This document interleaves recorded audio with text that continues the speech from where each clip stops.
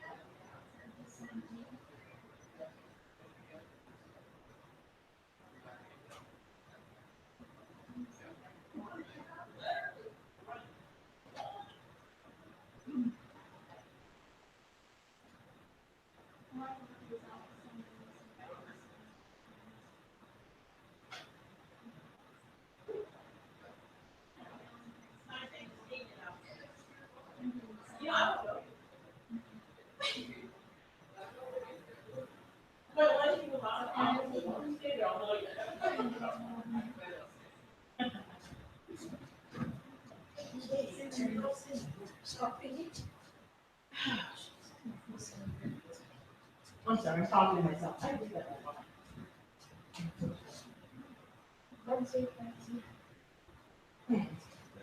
Almost every seat house. There was a lot of people on that, Okay. that sign up sheet, yeah. There were lots of people.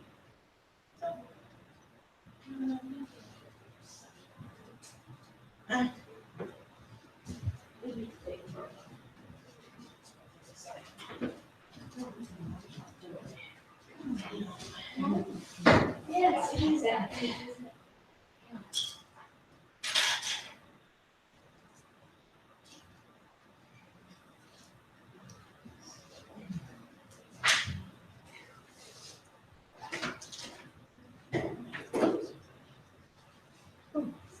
It's okay.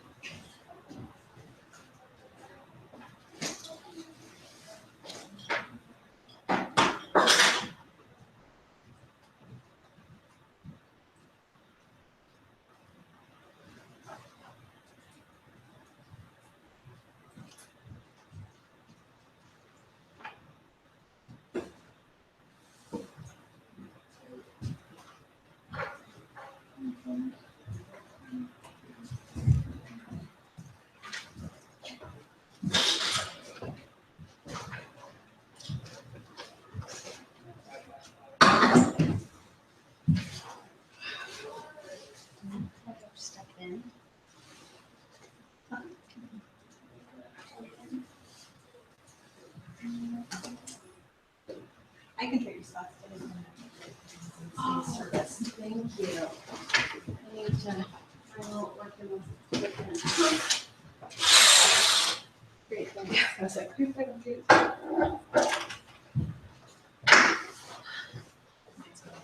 Try and get that.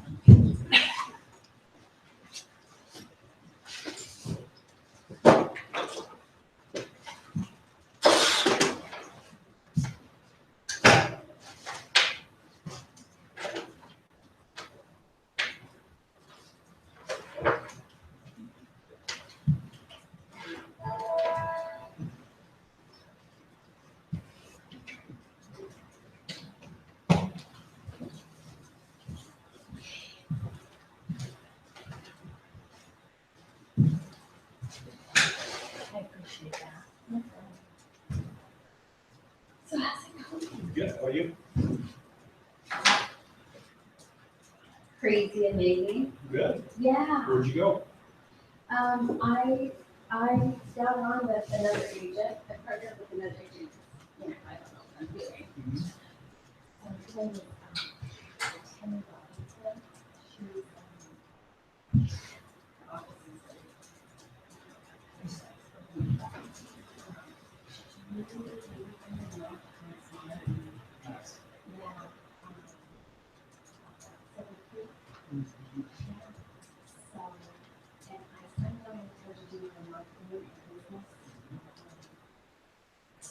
she's gonna move around there, just to look after her, and she, and then when I wrap up and learn, and, you know, be able to do her and whatever. And the first two families, 13 students. I know. Two puppies. I was like, this, and I started to pursue it today. So I was like, I'll just start out with the people I know that are in real estate and they're investment or have rentals or whatever. And so, first she called, she's like, yeah, I want to stop all my property. Second call me, dude, so long. I'm I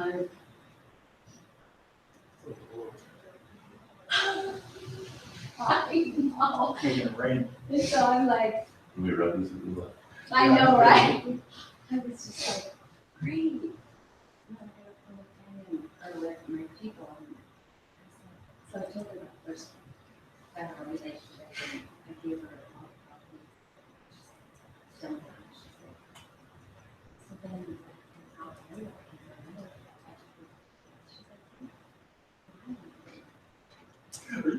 she's like, yeah. And so she called me both back. I always told her all of them. She's like, oh my God. Sorry.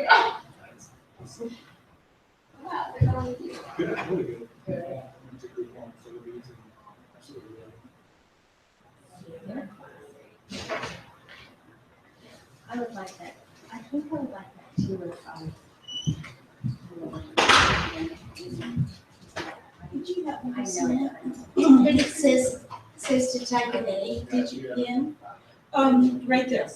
So you want to go to network training is, the network is training CTR training 1, 2, 3. So training 1, 2, 3 is what I put in. It looks like it, yeah, and that's, It's more than wait, 8 letters, I think. Are you on a Mac? No. Have you ever connected before? No. Not on this. Let me just put it so again before we do it. So it looks like you set it up,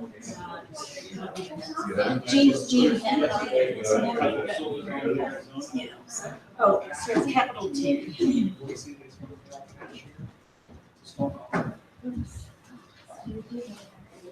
We have 4 times. Is he putting me in lap? 4 times and I'd be cool. Capital T.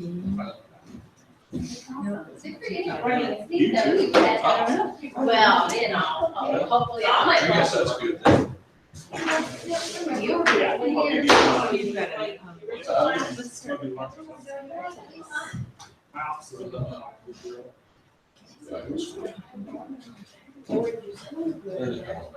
And all right.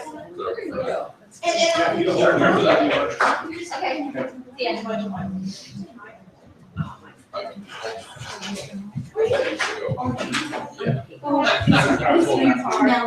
Okay. Guess what? You're okay, that's what we all did. Well, yeah. I'm sorry. They all had it. Exactly, when you called me. You took my card, so I looked on that class sheet, and I got your name. Because I remember when you called. Okay. Sorry. That's okay. See, I have to have faces, I have a face first. Okay, this one. So what happened?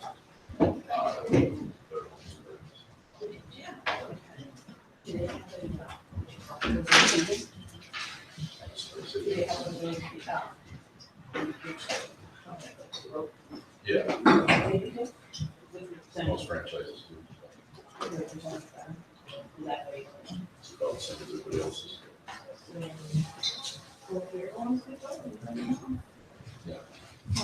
just got invited to new construction team, which is where I've been trying to land for a long time. Didn't think it was gonna take that. I thought it was gonna take a lot longer, but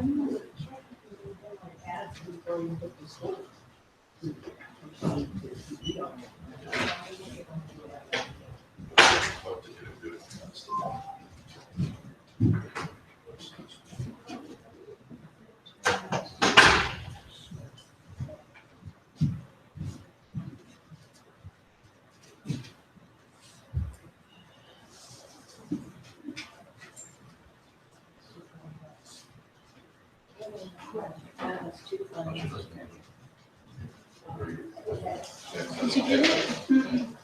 Sorry, I'm not doing that. That's okay. I haven't used a laptop in so long.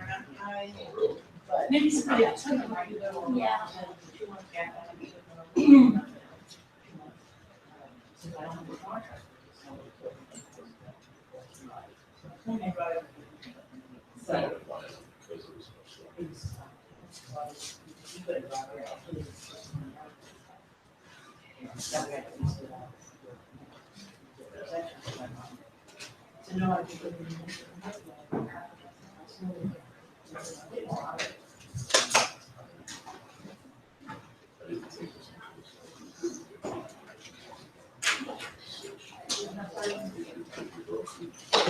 I didn't think this Oh, but I want to anyway, so. that's good, good for you. Yeah, we do that.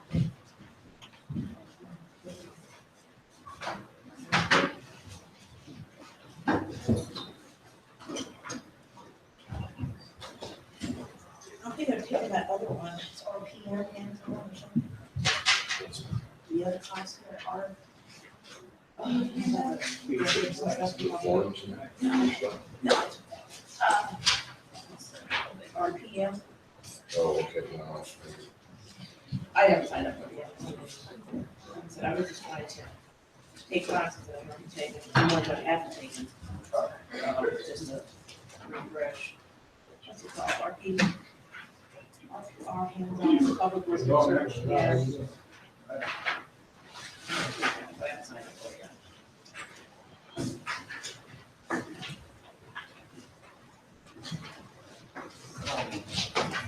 Where do you like to sit?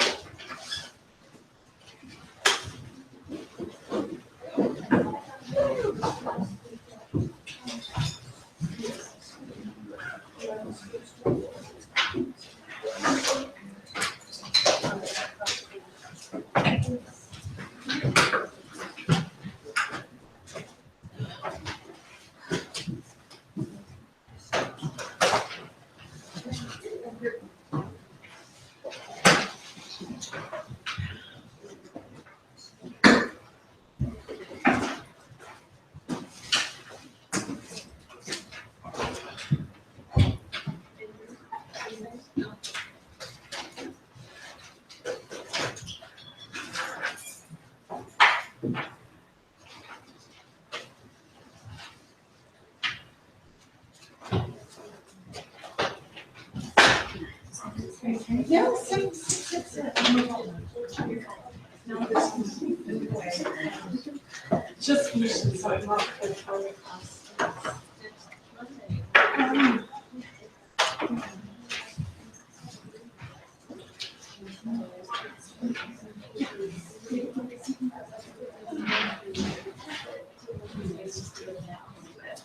Correct. I know, it's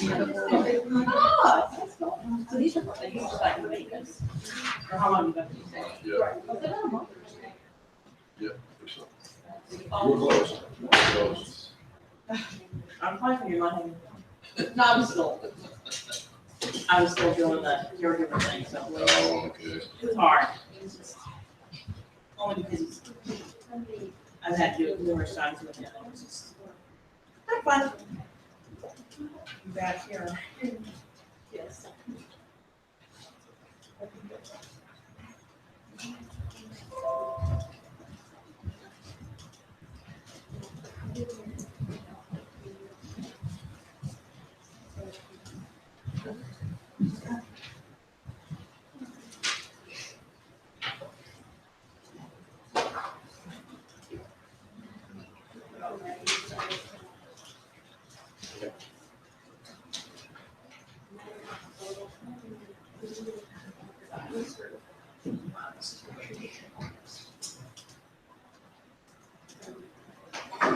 How's your day going, man? Well, Yeah, I'm Jeremy. At least it's not pouring down rain or snow.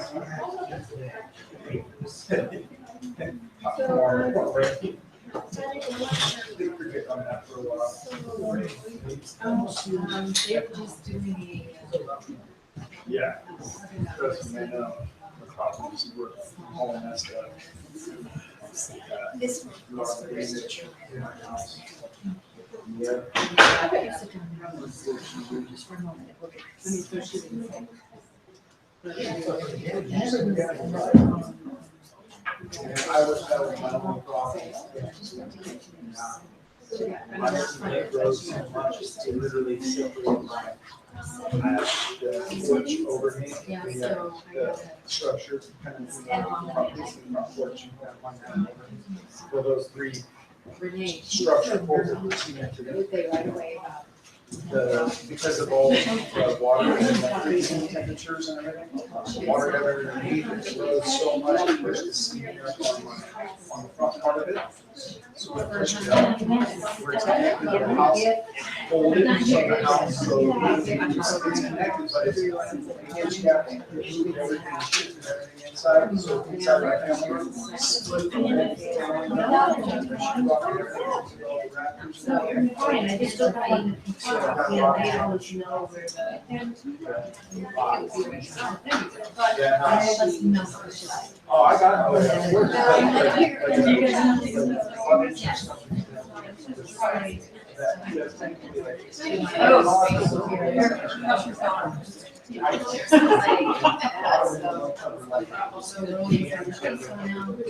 There we go. So now. Where did you want to go? To Paragon, do you want to log into? Well, there's no need to- yeah, but he had so I don't know. This is actually. This is Actually, now that I think about it, you're on the internet, so if you ever want to do anything, but the things he will go through, you don't really, but if you want to, let's go to. I can give you his number. Oh, no, it's just. Do you have a login at your own? No, Michelle has it, I just go in on Friday. But those and stuff, and I work in Michelle, that's right there. I'm Jean. Gotcha. Okay. Okay, this is Michelle's. Is 1848. Capital S. 29. And then this, it's G service.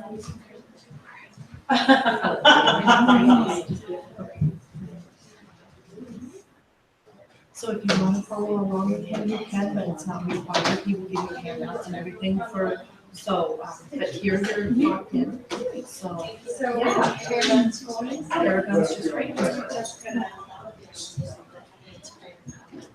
And then from there, he would just go up to listings and, I mean, you know, everything through there. I know a little bit about it, but I don't know about. Sure, yeah, so you can follow along on there or just follow along, whatever you work with. Because sometimes if I follow along, yeah, it can go both ways. What works for you. Yeah, Amy. So, yeah, we love Amy. What's your first here?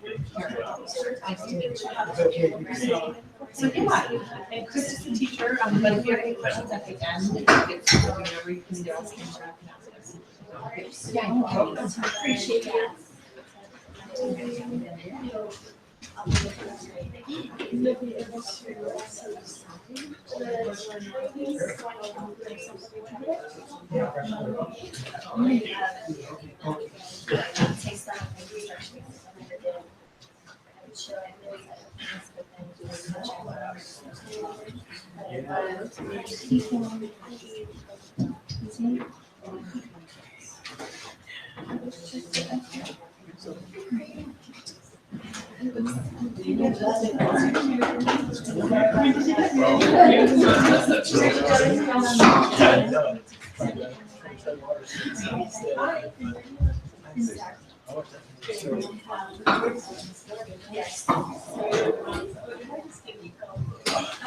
Oh, you saving this? No worries. I'm not seeing it. I see how it is. Sorry. So,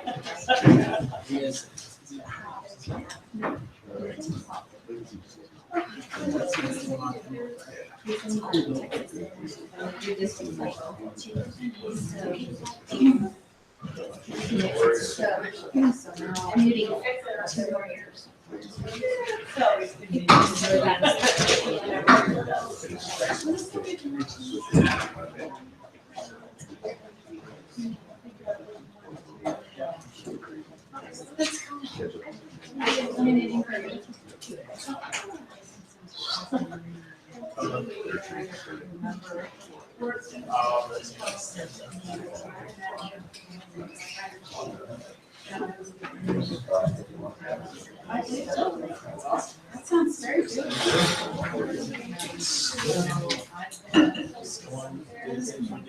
Hi, how are you?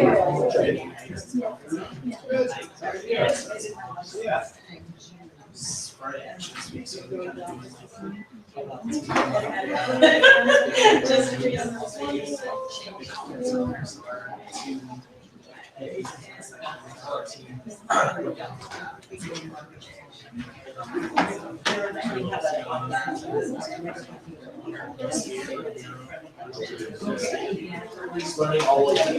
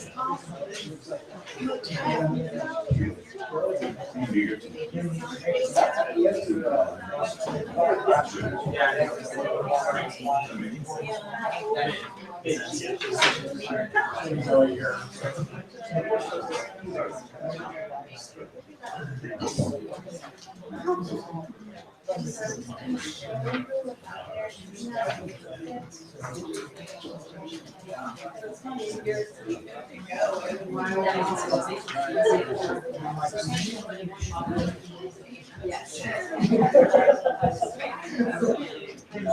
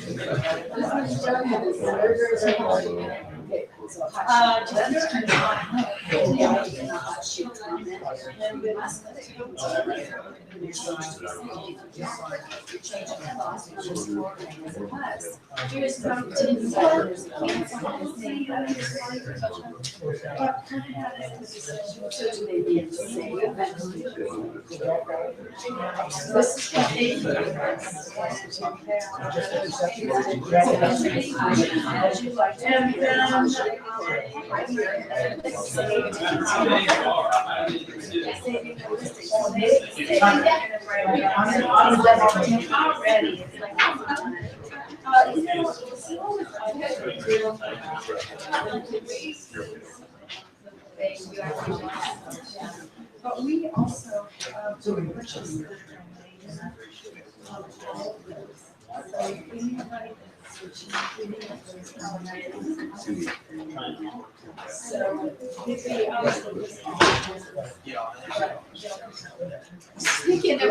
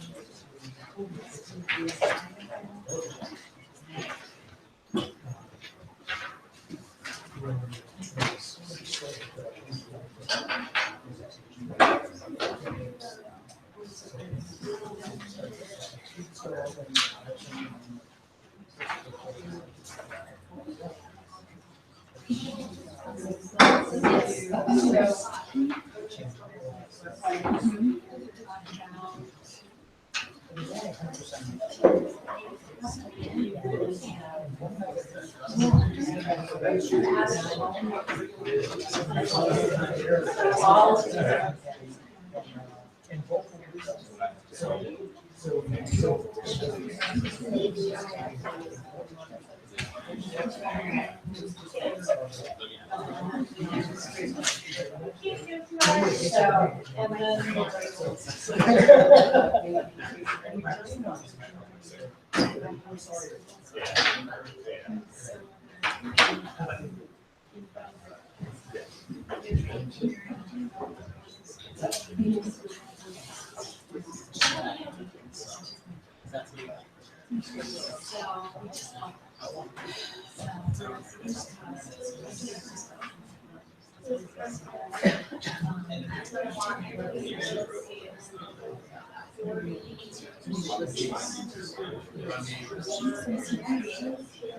And then we'll create a site. What is that? Because domain name. Haven't started. This one?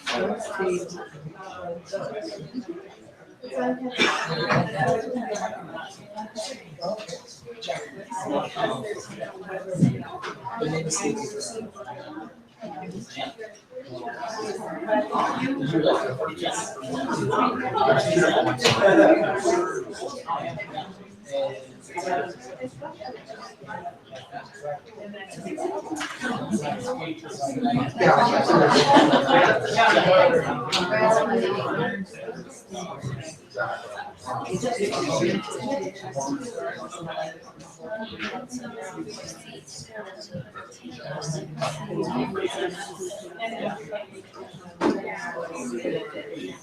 so just after the class.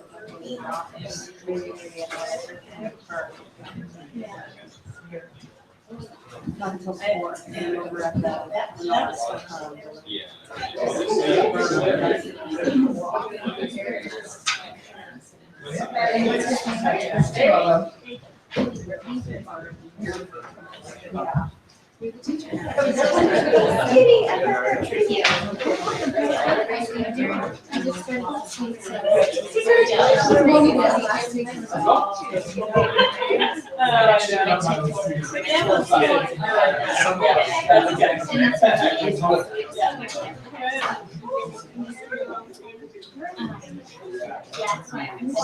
I left it up, and just in case you were coming back, I left it up on the big screen there.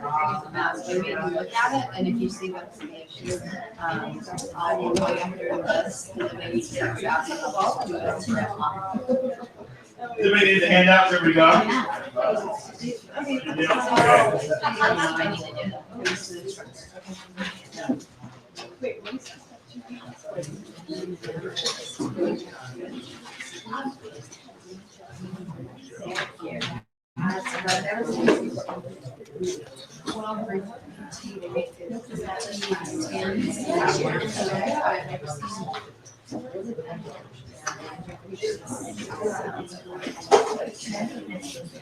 Yeah, I sure was.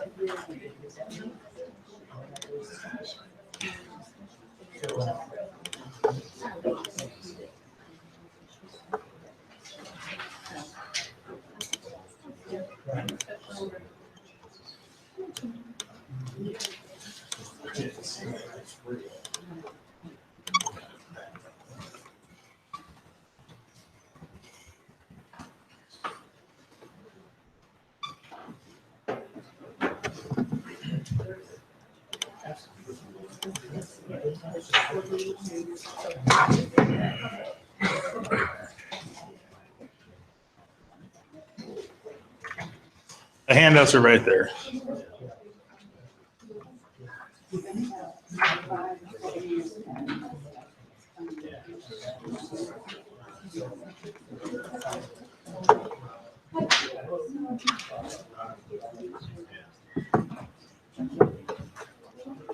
All right, we're going to get started here.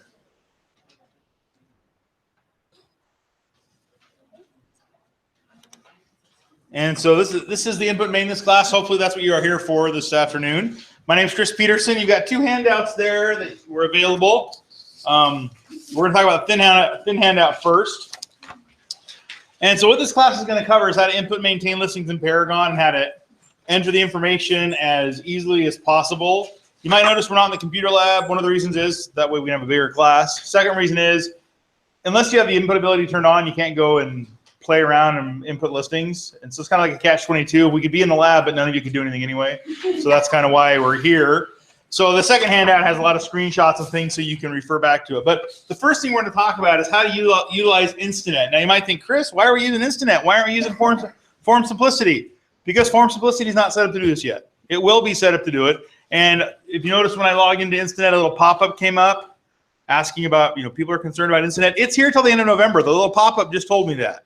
So that's the date, November 30th. So if you are using Form Simplicity now, more power to you, but you're working harder than you need to. Form Simplicity will be integrated with Paragon soon. They told us this spring. We don't have an exact date, but Instanet already is. I mean, especially if you're going to be working with entering and maintaining listings, Instanet makes it so much easier, because without Instanet, if you're using Form Simplicity, you're entering things twice. You're filling out the data form, typing it all in, and then you're going to Paragon and you're typing it all in. That's the only way to do it with Form Simplicity right now.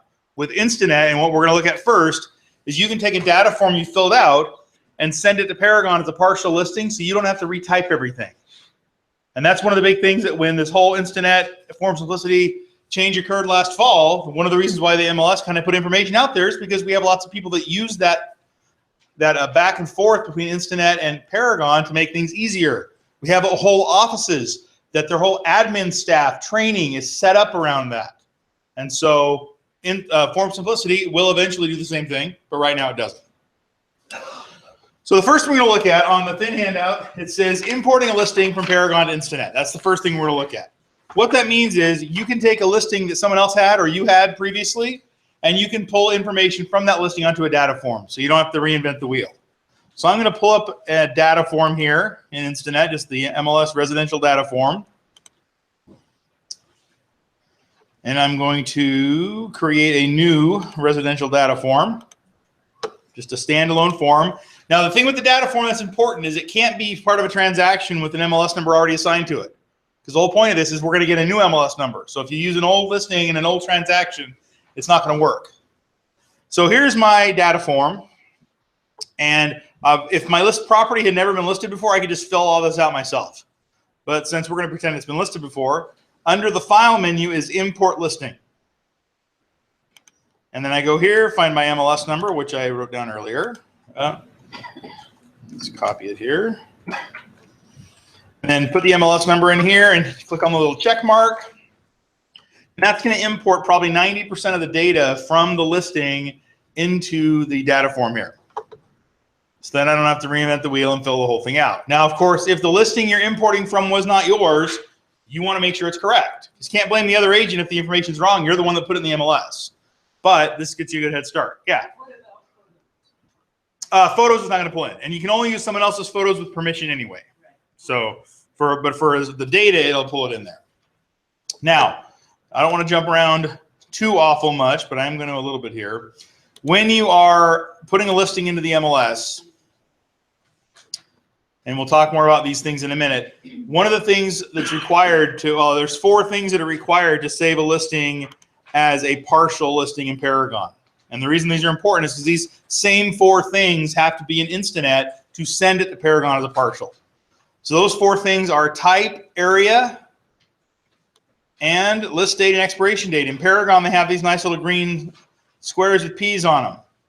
So in my data form here, I imported it from that other listing. If I hit upload a listing up here at the top, which is the second page of your handout, that's going to upload it to Paragon, but I don't have the listing date and expiration date, so it's not going to do it for me. So that's why those 4 fields to make a partial listing are important, because if you don't have them, Paragon can't create the partial listing. Now, it pulled in a lot of information on the property, but if I scroll down to the last page, you will notice the owner information, the dates, the listing agent, none of that is in there. And you only have to have those 4 fields, type, area, list date, and expiration date, but those can still be changed. So let's say you're filling out the data form right now. You're going to go over to your sellers. They're really not sure when they want to list it. They want to list it sometime in February, but they're not sure. You want to get a head start on it. You could just put dates in here as placeholders. They don't have to be the real dates. Only when it's listed do they have to be the real dates.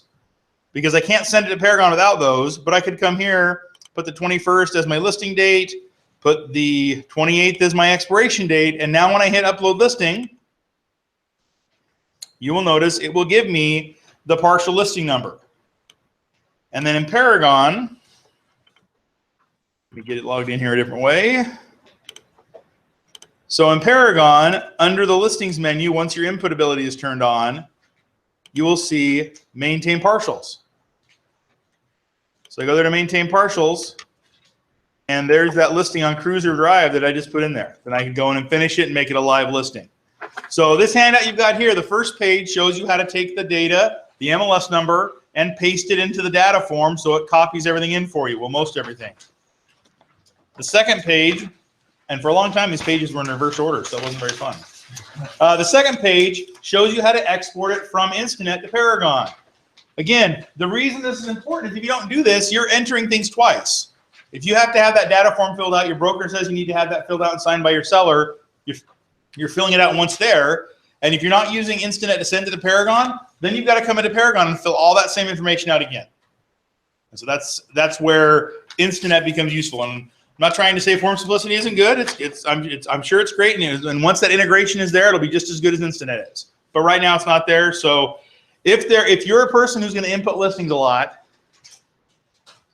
and you don't want to have to enter things twice, use Instinet to do that. If that means holding off on Form Simplicity, then maybe that's what you have to do. I'm not going to tell you not to use Form Simplicity, but it's not integrated the same way the Instinet is. So Chris, would that be the actual MLS number, but it does go live? No, the partial listing number is unrelated to the MLS number.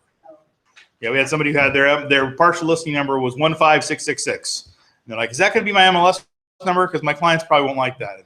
It's not. It's unrelated.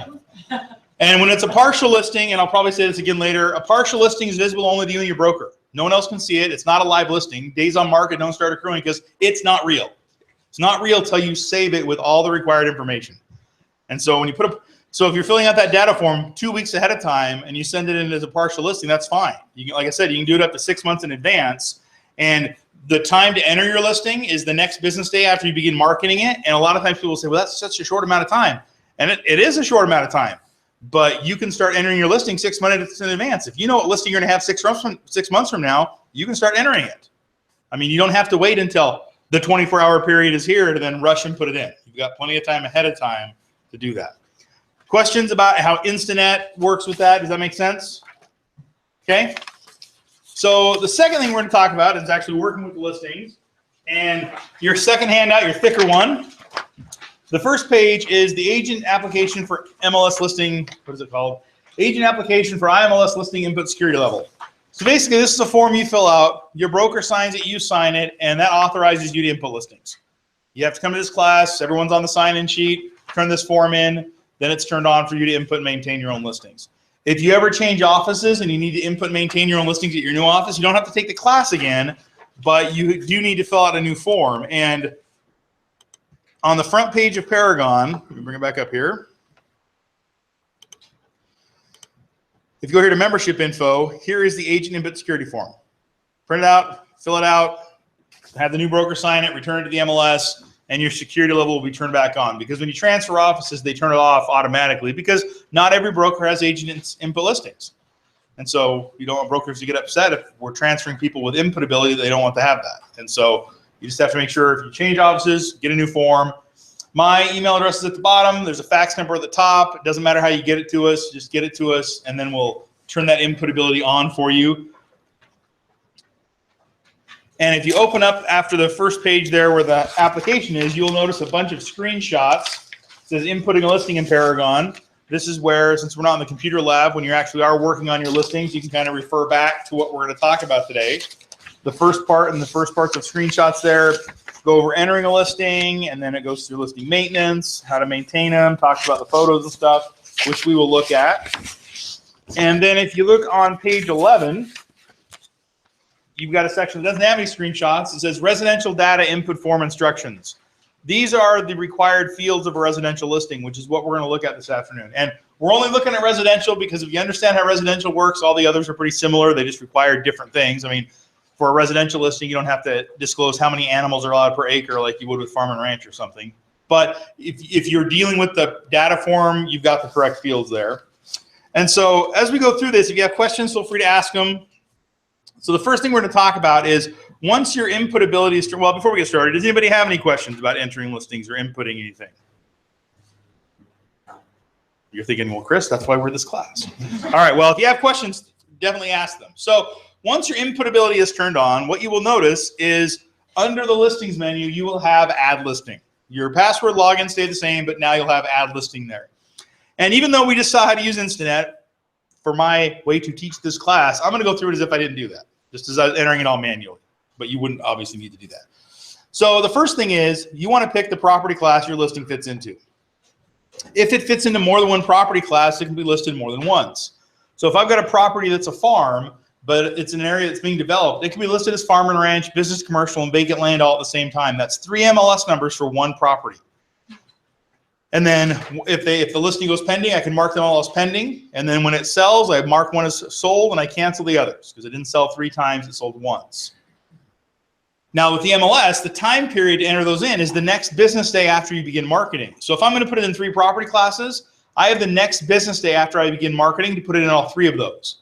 If I put it in as farm and ranch and a month later with my seller, we decide we want to put it in as business commercial, Paragon's going to let me do that, but that second listing will have been entered late, longer than that next business day, and so I would get a $100 lag time fine for entering the listing late. So the way to avoid the fine is either A, get an addendum signed by my seller that I am putting it into a new property class, or cancel the original listing, get a new seller rep agreement, and enter it both ways at the same time. Doesn't matter which way you do it, there's got to be a paper trail. That's the whole thing. Is the MLS isn't a marketing company, it's a data company. So if you're putting it in more than one property class, there has to be something backing up that you're doing that action with the listing. Just like if there's a price change, somewhere you've got something from your seller that says, change the price. So the same kind of thing, there has to be a paper trail. If the listing's not going to go into the MLS by the next business day after you begin marketing it, like you're going to do an office exclusive or a coming soon, then instead of putting it in the MLS by that next business day, what you have to do is you have to submit the waiver of benefits. And the last page of your handout, the very last page, you will see the waiver of benefits. So the waiver of benefits is the exception to the rule. The rule is when a broker joins as a participant, they say all of my listings will go in the MLS. This is the exception to that rule. So if the listings, if you're going to market a property and it's not going to be in the MLS, the waiver of benefits has to be turned in. And the time period is the next business day after you begin marketing. Now, if you're not marketing it, meaning no sign, not mentioning it to the office meeting, not emailing potential people, you're not marketing it at all, you don't need this. You don't need to put it in the MLS because you're not marketing it. But if you're marketing it, it's either got to be in Paragon or the seller's waiver of benefits. And it's not always going to be the seller's waiver of benefits. They're working with Black Knight, the company that makes Paragon, into making a way for you to be able to enter it so you don't have to enter it later or something. But right now, the waiver is what we've got. And the waiver of benefits, you fill it out, your seller initials and signs it. Down at the bottom, you've got list date, expiration date, and future date for MLS input. So the list date and expiration date correspond to your seller rep agreement. Those are the dates that your contract with your seller is live. Future date for MLS input is that future date that you're planning on putting it in. So maybe I'm going to do a coming soon for 2 weeks. So maybe I take the listing today, I've got my sign out in the yard, but on let's say March 7th, it's going to be into the MLS. So my future date for MLS input says March 7th. So on March 7th, when I make it live in Paragon, my listing date is March 7th, not February 21st. So it doesn't go on with 2 weeks on the market. This future date for MLS input allows you to do that. And if you see a listing that's being marketed, you see a sign in the yard or something, and you can't find it in Paragon, here on the dashboard is listing waiver search. You can come here and search by address or agent name. I'm just going to put 45 in here. And then you can see listings that have waivers. If you had a buyer that was interested in a property that's on waiver, you'd contact the listing agent because they're office exclusives. They're not available in the MLS like a regular listing. People ask all the time, is there a way to search the waiver list by subdivision or see the whole list? No, there's not. Because if agents want listings to be searched by the other agents in the MLS, listings would be in the MLS. So by not putting it in the MLS, they're saying, we don't want the rest of you to find this, but we're doing this because the rules tell us we have to do this. So if they wanted everyone to find it, they would list it. And so there won't ever be a way to make this more user-friendly because it's not meant to be. It's meant to be, hey, there's a house, yep, it's got a waiver. So that's what the waiver of benefits, the waiver search is for. Chris? Yeah. Go back to future date for MLS input. Uh-huh. So you have a client that says, I think the house is ready in 3 weeks. And you say, people are 3 weeks out. We call you up a week and a half later and say, I think we're ready tomorrow. Uh-huh. Can that be altered without change? Yeah, you can just call us and they can update it on the list. Yeah. I mean, or you can submit a new form. Either way, you can do it either way. You can submit a new form or call us, because once this is submitted, it's just manually entered by someone from membership that puts it on the list. So they can always go in and change it. So, which also means don't be surprised if you see listings that have been sold or expired or something that are still on this list, because agents, again, we don't go out and look at these. I mean, if you want to pay me mileage and time to go drive around and look at all these houses on this list and tell you if they're still real or not, sure, that'd be great, but the board doesn't want to do that. So if somebody doesn't call us and say, hey, my listing ended, it's still going to be on this list because we're not going to know what happened to it. So when you look on there and you think, well, that listing's not even available anymore, that's because the listing agent, who is the person that can tell us their listing's unavailable, doesn't do it. So anyway, so that's the waiver of benefits. Other questions or comments about it? Does that make sense? And you just want to remember either the waiver of benefits or in Paragon. And the reason it's important is last year the board increased the fine for not using the waiver. The first time you don't use the waiver, it's $500. The second time, it's $750. The third time is $1,000. So they want you to use the waiver. So it's either in the MLS or you have the waiver. And in the rules class, we talk about this. People have said, well, that's dumb. Why did they do that? You know what? I don't make the rules. I'm not on the board. I didn't make that rule. But if you join the YMCA and you let all your buddies use your membership card and go swimming, you lose your membership because you're not following the rules. So if you don't want to get a fine, follow the rules. I mean, if you don't like that rule, then get on the board and help them make a change. But until they change, that's what it is. Yeah. What happens when there's a mistake? Like last week, I sent in a waiver of benefits, and it was entered in incorrectly, and it wasn't until another agent called me saying they couldn't find it that I looked up my listing and found that it had been entered, even though I sent in the correct information. The street name had been slightly altered. You just call us and let us know, because it's literally a person looking at that sheet and typing it in. So it's going to get fat finger. That's going to happen. It's you. I mean, if there was an automated way to do it, there might be less errors. But right now, I don't have that. So. Like I wouldn't get mine. Oh no, nope. And I mean, and the whole thing is you turn the waiver in. The searching for waiver is convenience for everybody else. All you as the listing agent have to do is turn the waiver in. Okay. And there's no.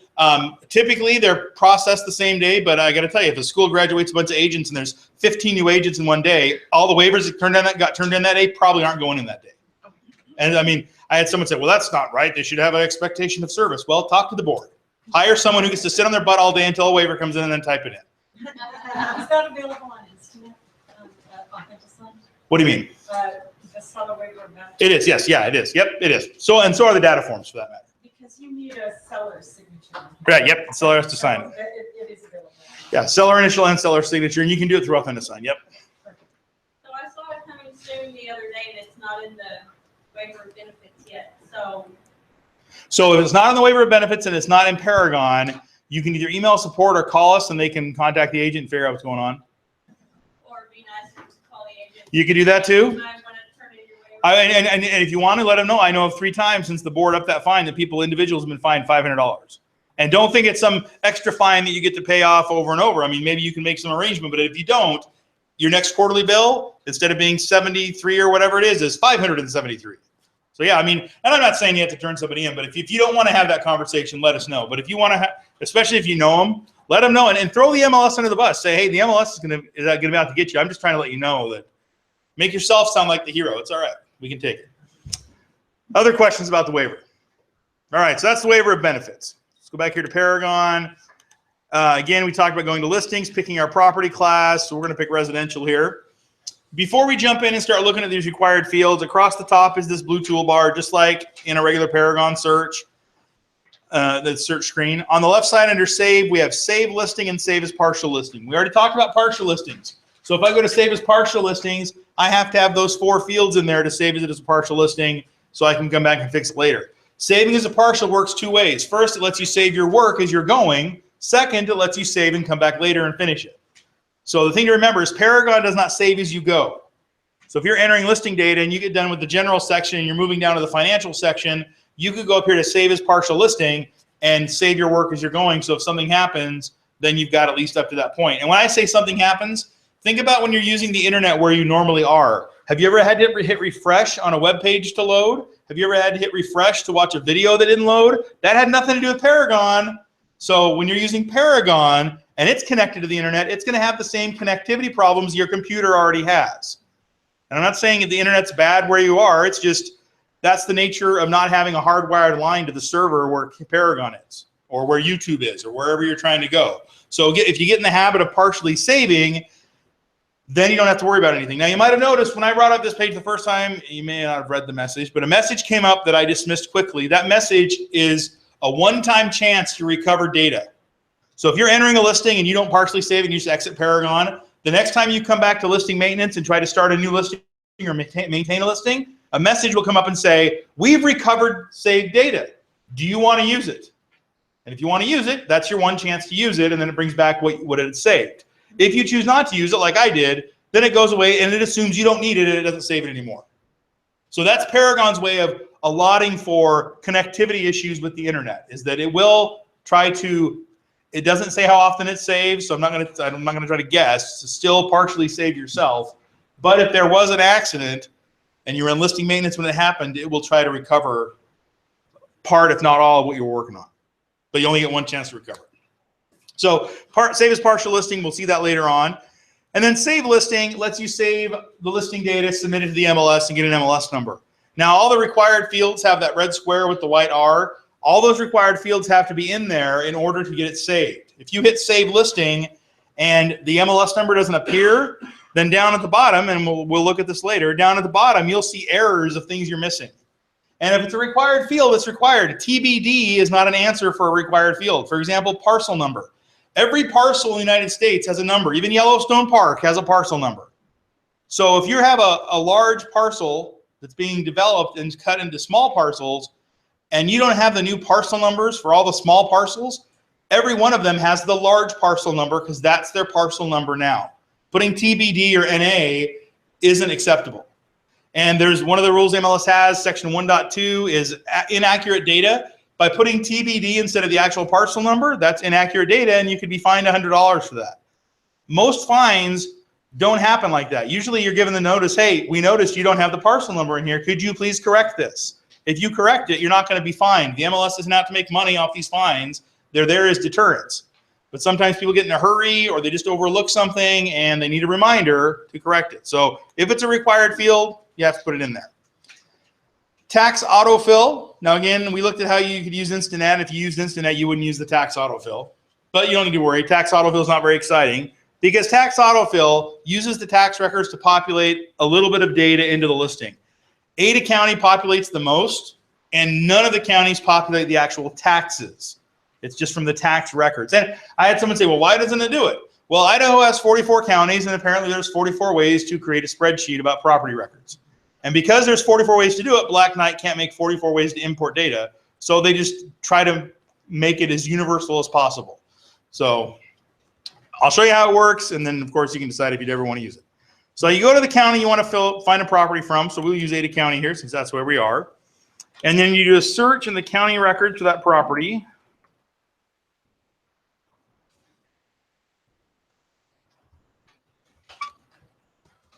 There we go. And up here in the count, it found the one I'm looking for. So I hit search. And there's my property record on Pine Flats and Meridian. And when I hit autofill, it shows me what it's going to try to populate. Now, with this data, it's going to populate everything but the city. And the reason the city is not going to go in there is that when you're doing searches in Paragon, think about how you search by city. You only put in the name of the city itself. You don't put in the city, state, and zip code in the city line. And so it's going to try to put Meridian, Idaho, space 83642-0000, and it's not going to take that. And so even though it's marked here for city, it won't put the city in there. So I'm going to hit save. And so you'll see here, put in the address, there's the zip code, there's the number of acres and year built. And if I scroll down here to the financial section, it has put in the parcel number. The parcel number is the uniform thing that every county will put in there. And the reason that's important is if the parcel number is not entered correctly, there we go. If the parcel number is not entered correctly, then it won't link to the tax records. So when you look at a listing and it's got this tax icon right here, that means the agent entered the parcel number correctly. And any of the counties who have tax data on, if that parcel number is entered right, that tax icon should be there. It just happens automatically. And so that's what the tax autofill does. Reset field, yeah. Can we assume if that tax account isn't there, that the parcel number is not correct? Right. So you should check it with the tax. Well, and the thing with the parcel numbers, and let me bring up a listing here. The thing with the parcel numbers is we get the tax data from the county assessor, and particularly Canyon County, they send us two numbers. They send one that is the parcel number and one that is the account number. And the parcel number does not look anything like an Ada County parcel number. The account number does. I will show you what I'm talking about here. Let's do, don't want too many. There we go.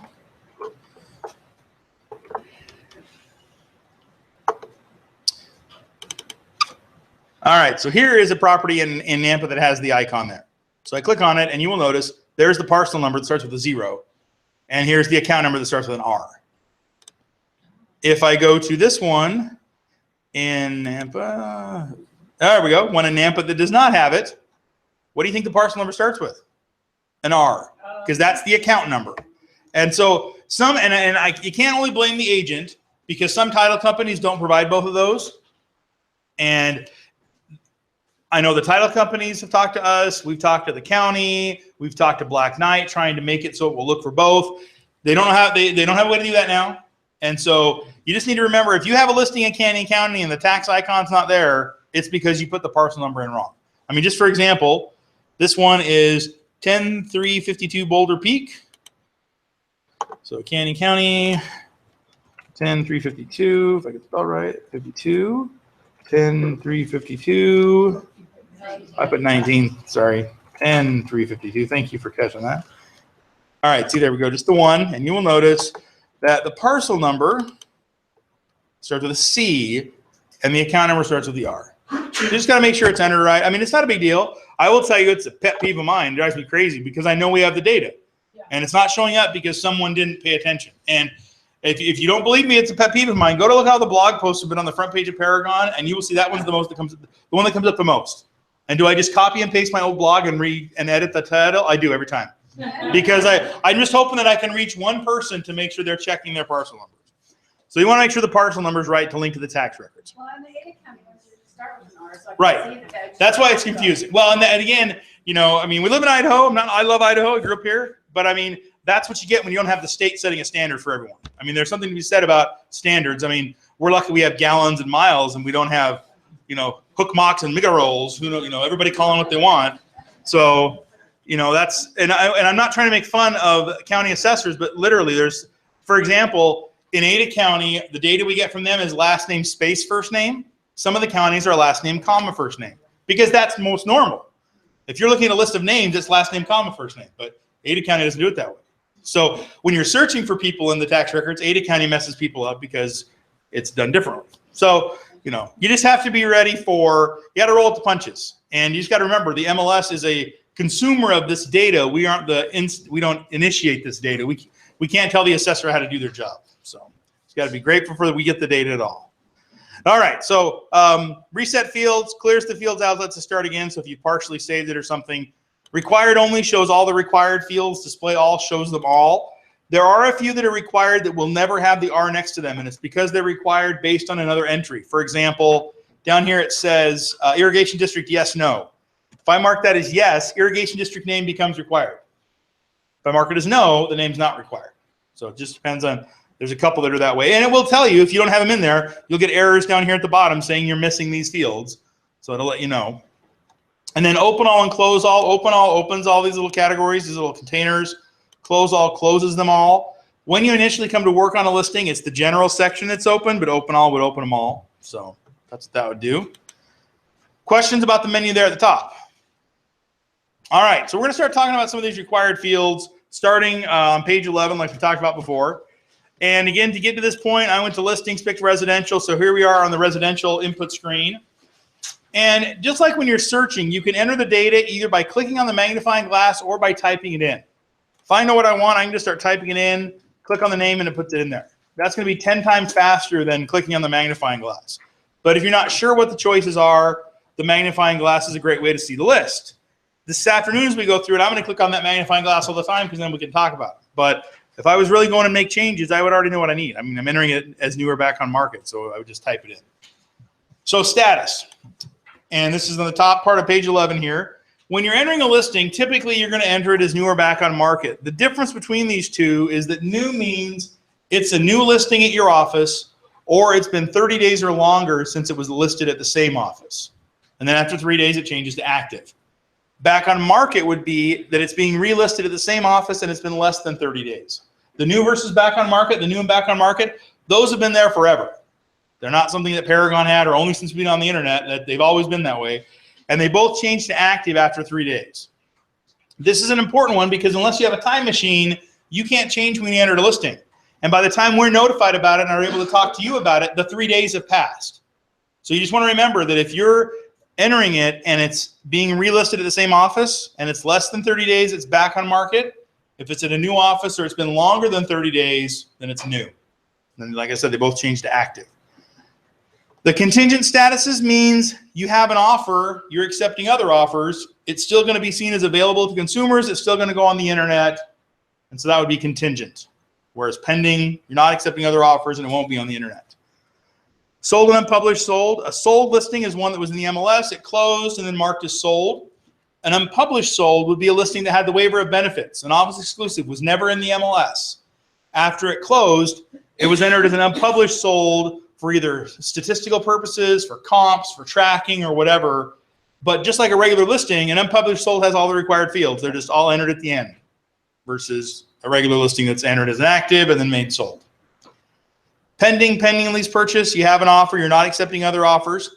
Pending is an off-market status, and a pending listing won't expire, where a contingent listing will expire because it's an active status. So you want to make sure if you have a contingent listing that you don't let it expire, because that's what will happen, whereas a pending listing just carries you through to the close. And then rented, leased, pretty simple, rented or leased. So we're going to pick new. Now there's one status that's not on here because you would only see it after you actually create the listing, but it's on the bottom of page 11 and top of page 12. And that status is temporarily off market. And if you understand what those three words mean, you know the rule. Temporarily off market means for a short period of time that listing is unavailable. So if you mark a listing as temporarily off market, it's going to pull it off the internet. No consumer is going to be able to view it. No showings are available. If you allow someone to show it or you show it, you can both be fined $500. It's kind of a pause button for your seller. So that's what temporary off market is. I mean, you can read all the rule stuff here. We don't have to read it verbatim and quote it here. You've got it in front of you. But temporary off market means it's not available. Temporarily off market. And I had someone ask, well, why is the rule so harsh on this? It's because there were some people that didn't understand what those three words meant. And so what they would do is they would list their property and immediately put it temporarily off market, let their buddies show it, and when nothing happened with their buddies, then they made it available for everybody. That's not what the MLS is for. If you want to be the gatekeeper and you want to be you want to keep people, you want to be in control of the process of that property being shown. That's what office exclusives are. That's what the waiver of benefits is for. You can't have it in the MLS and then keep people from showing it. And before anybody says, well, I've seen it says no showings until Friday, that's different. That means they're getting it ready. But in this instance, they were putting it out there, but blocking everyone from seeing it. So temporarily off market means it's not available to anyone. So we're going to pick new here for our status. And we talked about being able to go into more than one property class, but we're already in residential, so we have to decide which property type best fits our property. Single family and single family with acreage, and this is down at the bottom of page 12, top of page 13. Single family with acreage are the most common types that are used. They have a shared part of a definition, and that shared part is that a single family or single family with acreage are a stick site manufactured modular built home on a foundation. So essentially, if it's on a foundation, it is single family or single family with acreage. In the features section, one of the required items and features, it's construction. That's where you would spell out if it's a manufactured home or a mobile home. But if it's on a foundation, it could be single family or single family with acreage. Now, single family is less than 1 acre. Single family with acreage is 1 acre or more. And Paragon has programming on the back end that if you put single family with acreage and your number of acres is less than 1, it won't let you save it. So it doesn't matter how excited your seller is if they're 0.85 acres. If they don't have an acre, they don't have single family with acreage. And if they don't like the MLS rule, get them a dictionary, because if you don't have an acre, you technically do not have an acreage.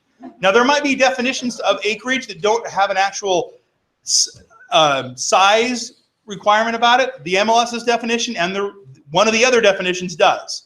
I mean, just like, you have to have acre to have acreage. I mean, that's just how it is. So that's the cutoff. And like I said, Paragon has programming to stop that if you put it in the wrong way. Townhouse, condo, the next two most commonly used ones. A townhouse is going to have lot ownership and a lot and block number in the legal description, where a condo will not have lot ownership and have a unit number in the lot and block number. In the legal description. It's a unit number in the legal description. So it doesn't matter how you're marketing it. If there's no lot ownership, it's not a townhome. It's a condo for the MLS.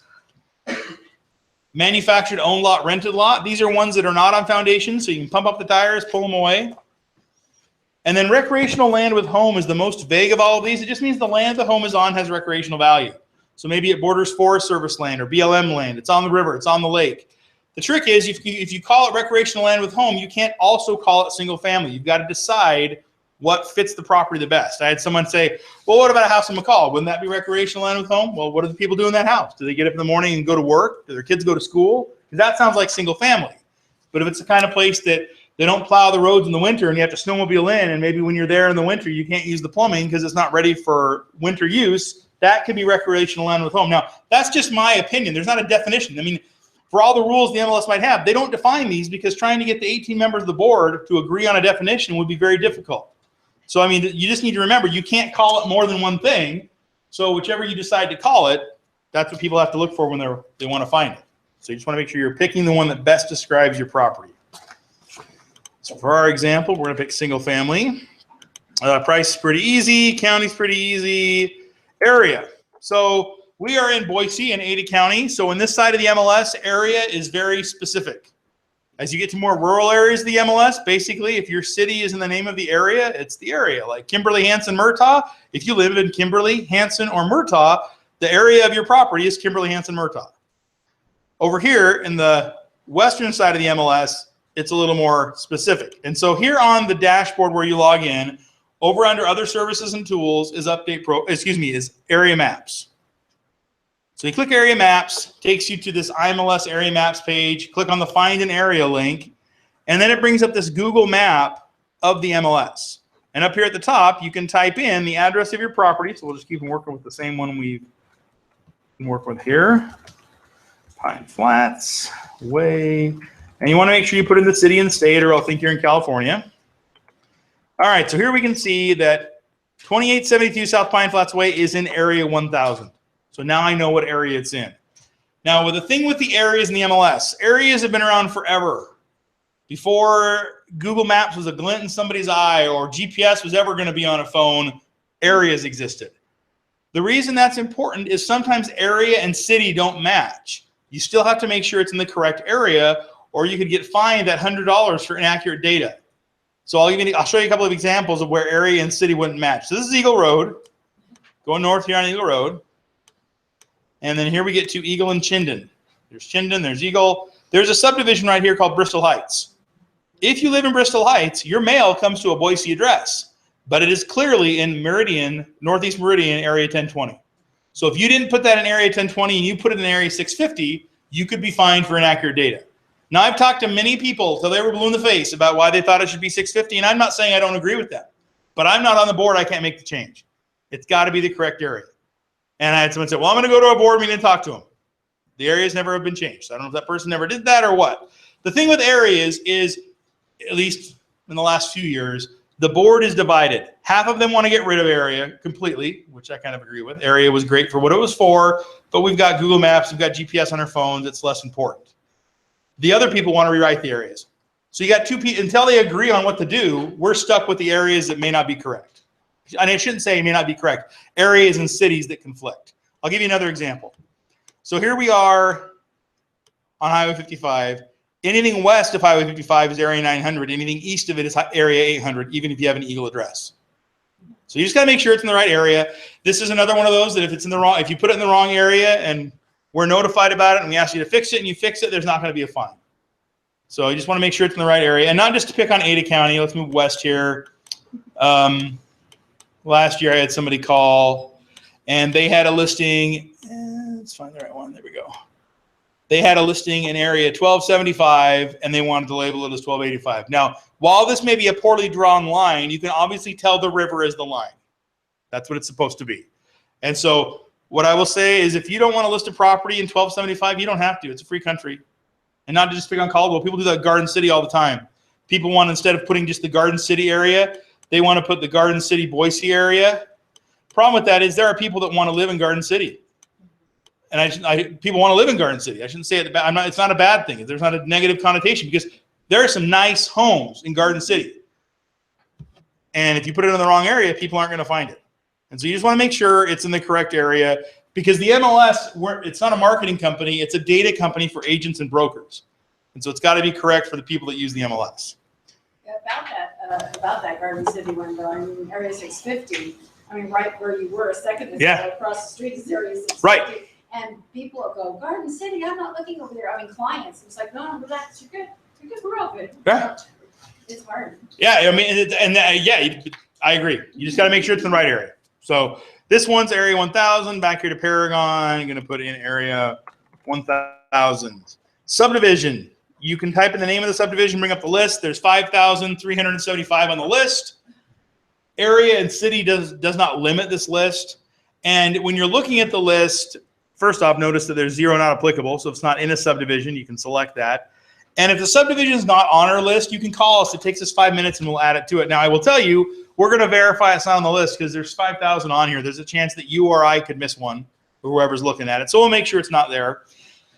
And if you're calling in with a subdivision, the name we want is the marketed name, because some subdivisions have a different marketed name than legal name. For example, there's a subdivision in Meridian called Woodbridge, but if you live in Woodbridge, your tax records come to a house that's in Snorting Bowl, because that's the legal name. Or there's a subdivision called Autumn Fair in Meridian. The legal description is Trish's sub. There's one in Nampa called South Fork Ranch, but the legal name is Midland Park. So we want the marketed name because that's the name consumers will see when they drive by or they go to a website. I mean, unless somebody lives in Woodbridge, they don't know that it's called Snorting Bowl. They just think it's called Woodbridge. So you want to make sure that the correct subdivision is there. And on this list, you just start typing in the name, it comes up. Phases aren't in here. Columbia Village is one subdivision, so you don't have to try to put it in the right phase. Imagine how hard it would be to keep that correct all the time, so we don't do that. You want to make sure the subdivision is there. Address, pretty simple. City, you'll notice the city didn't get put in there. After state and zip code, we get to the internet fields. So the internet fields aren't required, but these have to do with how your listing is going to be treated online outside of Paragon. And the first one says and over on the right, there's these little question marks you might have seen already. These give you definitions of what the fields are. So internet include means this listing is going to be included in the broker syndication feed wherever the broker is sending those listings. So if you mark this as no, the other ones are all grayed out and it's only going to be in Paragon.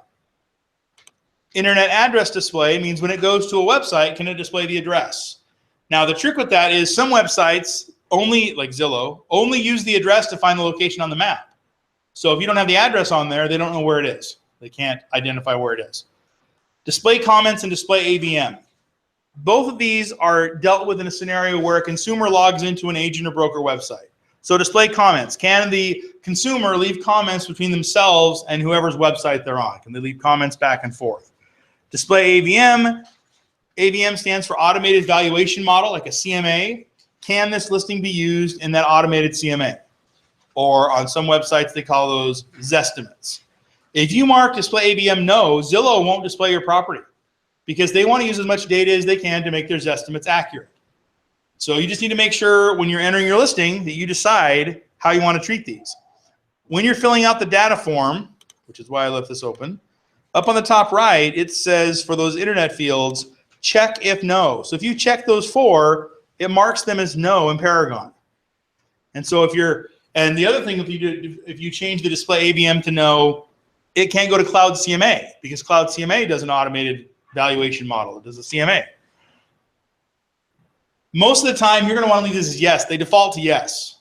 Now, as far as what websites they go to, like if your listing is going to go to Zillow, it's up to your broker. The MLS doesn't decide that. Your broker chooses where the listings go. This lets you decide if your listing will go where the broker has already decided listings are going to go to. I've heard one example where marking no on these made sense to me. In McCall, the actor Val Kilmer used to have a house. He listed it with an agent. They didn't want it going to other websites. They marked internet include as no. Unless your seller has name recognition, and maybe you don't think Val Kilmer has name recognition, but he was in Lady Hawk. What, Lady Hawk? No, not Lady Hawk. What was he in? No, there was some other sci-fi one around Lady Hawk. Anyway, I'll think about it. Anyway, so the reason I mention this is a lot of times people are concerned about privacy and they go, oh, I don't want to go on the internet. Okay, well, first, if they're concerned about privacy and they live in Ada County, have them go to adaCountyAssessor.org and look up their property. And then they'll realize that what we're putting out there is nothing near is what's already out there. And what we send to websites is what's on the client detail, a customer handout. It's information about the property. And with these fields, what you want to remember is if it goes online, hundreds of thousands of people, if not millions of people, could potentially see that property. If it's marked internet include no, 5,000 people will see it. Period, end of story, no more. And so you just have to keep that in mind. And most websites are constantly looking for new listings. They look for updated listings at a slower pace. So if you mark it as no and then come back and change it to yes, it will go to those other websites. It will just take longer to get there than it would have originally. And so you just want to keep that in mind with these fields. And when you're looking at a listing, on the full detail, it doesn't tell you everything that's on here because it has to be a one-page printout. But under the reports menu, if you go to all fields detail, that shows every single field on the listing. And right up here at the top are those 4 internet fields. So like if your listing isn't going to a web page or you don't see it online and you come here and see any of those marked as no, that could be potentially why. So you just want to make sure that when you're filling out the data that you know what those internet fields are actually doing. So those are the internet fields. Type of ownership, the next one that's required. There's only 2 responses here, fee simple and less than fee simple, and this is on page 14 if you wonder where we're at. So very simple definitions. Fee simple means there are no restrictions or exclusions, everything's for sale. No hoops you have to jump through, no problems, it's pretty simple. That's why it's called fee simple. Less than fee simple means there are restrictions and exclusions. In McCall, they have homes around the lake. Some of those are state land leases. Less than fee simple because you don't own the land. Here in the valley, another example of a less than fee simple. There are many over 55 communities that have sprung up in the last 20 years that aren't manufactured homes. They're stick-built frame construction on foundations, but you don't own the land. You pay rent on the land every month and you own the house. Less than fee simple. So those are required fields. Just make sure you mark them accordingly. It's not a required field, and we'll talk about it later in listing maintenance as well, because in your handout, that's where it talks about it. But it's this validate map. In listing maintenance, it's called change geocode, because that's what the window's called. Yeah? So would a condo be less than fee simple? A condo wouldn't be less than fee simple because you're already saying it's a condo. Oh, okay. Because over 55 community or even a manufactured home on a foundation would count for single family. So this is where you kind of, does that make sense? Yeah. So. Yeah. Okay. So that's where the distinction is made. So the validate map brings up this change geocode window. What this is for is to make sure your listing's in the correct place on the map. If you've ever clicked on a listing on the map icon and it said no map available, it's because the listing agent didn't correct the map. The maps come from Bing Maps, and so we have no control over how often they're updated. And so if the property is in the wrong place, now this one obviously we know is in the right place because we already saw the other map, but if it was in the wrong place, you can click on that little icon and put it wherever you need to go. And if it's really out of the way, like let's say, for example, there's a subdivision that's built right here and it's just not on my map. I can click on the little push pin icon, click where I need it to go, and then when I save it, that's where my property will show up when someone does a mapping search or when they click the map icon on the listing. So it won't say no map available. It'll show what I put on the map. So you just hit save and then it's there. And so that's, here it's called validate map. In listing maintenance, it's called change geocode. Under the listings menu, there's this geocode quality search. That lets you search for listings that don't have geocodes that are yours. A broker can do that and search their whole office and find out what listings don't have mapping. And so that's the mapping, especially with new construction and new subdivisions. The mapping is really important because if your property doesn't have the map information on there, then all it can look at is the center of the zip code. And so somebody doing a radius search or something wouldn't find your property. I had someone say, well, the map should be more updated. Go move to Orange County, California. I'm pretty sure they're updated like every 6 months. In Idaho, it takes like 18 months to 3 years sometimes for things to be updated. So that's just, you live in a sparsely populated state, that's the price you pay. So I don't think it's a bad price, but that's my opinion. All right, next one is garage capacity. You'll notice it says garage capacity and not garage size. So what we're talking about is how many cars fit in the garage. And all it will take is a number. If you listen, I'm going to bang on my keyboard here. All it takes is a number. And it's either a 2 or 3 car garage. There's no such thing as a half car, so 2.5 or 2.5 won't work. So you just have to be, use your common sense, how many cars fit in the garage. If there's not a garage, then it has to be 0 because it's a required field. But right below it is carport capacity if that's what it has. The next 3 are all preset ranges to pick from. Land size, pick whatever land size is what fits the best. Age, again, age ranges, pick whatever fits the best. Level, pick the level that fits the best. Below grade means basement. So if there's a basement, you'd select it accordingly. Directions gives you 100 characters to type in your directions, which is approximately 2 3/4 lines, capital W's. And like texting and Twitter, it counts your characters. So you want to be really clear and concise when you're entering the directions. And especially if you had to use this validate map to put your property in the correct location, the directions might be the only way someone's going to find your property. So you don't want to make it difficult for them to find. After directions, we've got number of acres and year built. Those have to correspond to age and land size. If they don't correspond, then you're going to get an error. And you'll notice my year built says 2001 and I put 6 to 10 years. I'm going to get an error because those don't line up. Because 2001 was not 6 to 10 years ago. Seems like it. I know. It's hard to believe we're all getting old and that happens, but yeah, it was longer or farther away than that. Lot size, length, and width. They want the frontage width and the shortest length for depth. An easy way to get those measurements is the title companies have plat maps online. You can just pull them up and you've got the measurements. If it is irregular like a cul-de-sac, it will take IRR. But if it's just not a 90-degree rectangle, that doesn't mean it's irregular. Like if it's 95 by 110 by 101 by 103, that's not a 90-degree rectangle, but it's not an irregular lot. A regular is like a cul-de-sac or a triangle or a trapezoid, not a rectangle. And I don't get all these emails, but I definitely know there are agents in the past that they love nitpicking the dimensions. There was an agent before we had the correction button in Paragon that he would drive around and look at properties that said irregular just to see if they really were, and then report them. Now, I don't know. I'm not saying that guy's still around anymore, but you want to make sure it's correct when you put it in there, because there are agents out there that have a lot of time on their hands and like to nitpick listings, and so you just want to make sure it's correct. So you go to title, get a plat map to get the. If you just go online. I mean, I've done it on Pioneer Title, but I know other title companies have them too. You can pull the plats for the subdivision, and then the measurements are there. Yep. And of course, if you want to measure it, you can do that too. But I think if you get a title report, doesn't it have a plat map on there as well? Usually. Okay, yeah, you get that too. So. Yeah, it just depends. Probably depends on how old it is too. So. Yeah, and some of them aren't going to have that, but I would say probably 2/3 of the time you're going to have those plat maps online. Irrigation district, yes, no, we talked about that. Yes, you have to put the irrigation district name. No, you don't have to because it's not in one. School district and schools. So school district is linked to area and city. So I put Meridian as my city, a Meridian area in there. So when I go to the school district, my only choices are West Ada and Cuna. Because if you live in Meridian, you're going to go to one of those two schools. You're not going to go to Nampa. You're not going to go to Boise if you live in Meridian. So you pick the appropriate school district, and then the corresponding schools should be available on the list here. Now, the schools that will be here are going to be geographically assigned schools, not charter schools or magnet schools or private schools. Schools that if somebody moved into a house and kicked their kids out on Labor Day, this is where the bus is going to take them to. And I had someone say, well, this house is assigned to schools, and I'm going to tell you that is incorrect. There is not one house that is assigned to 2 schools. There might be a house that could fit to 2 schools if you did something.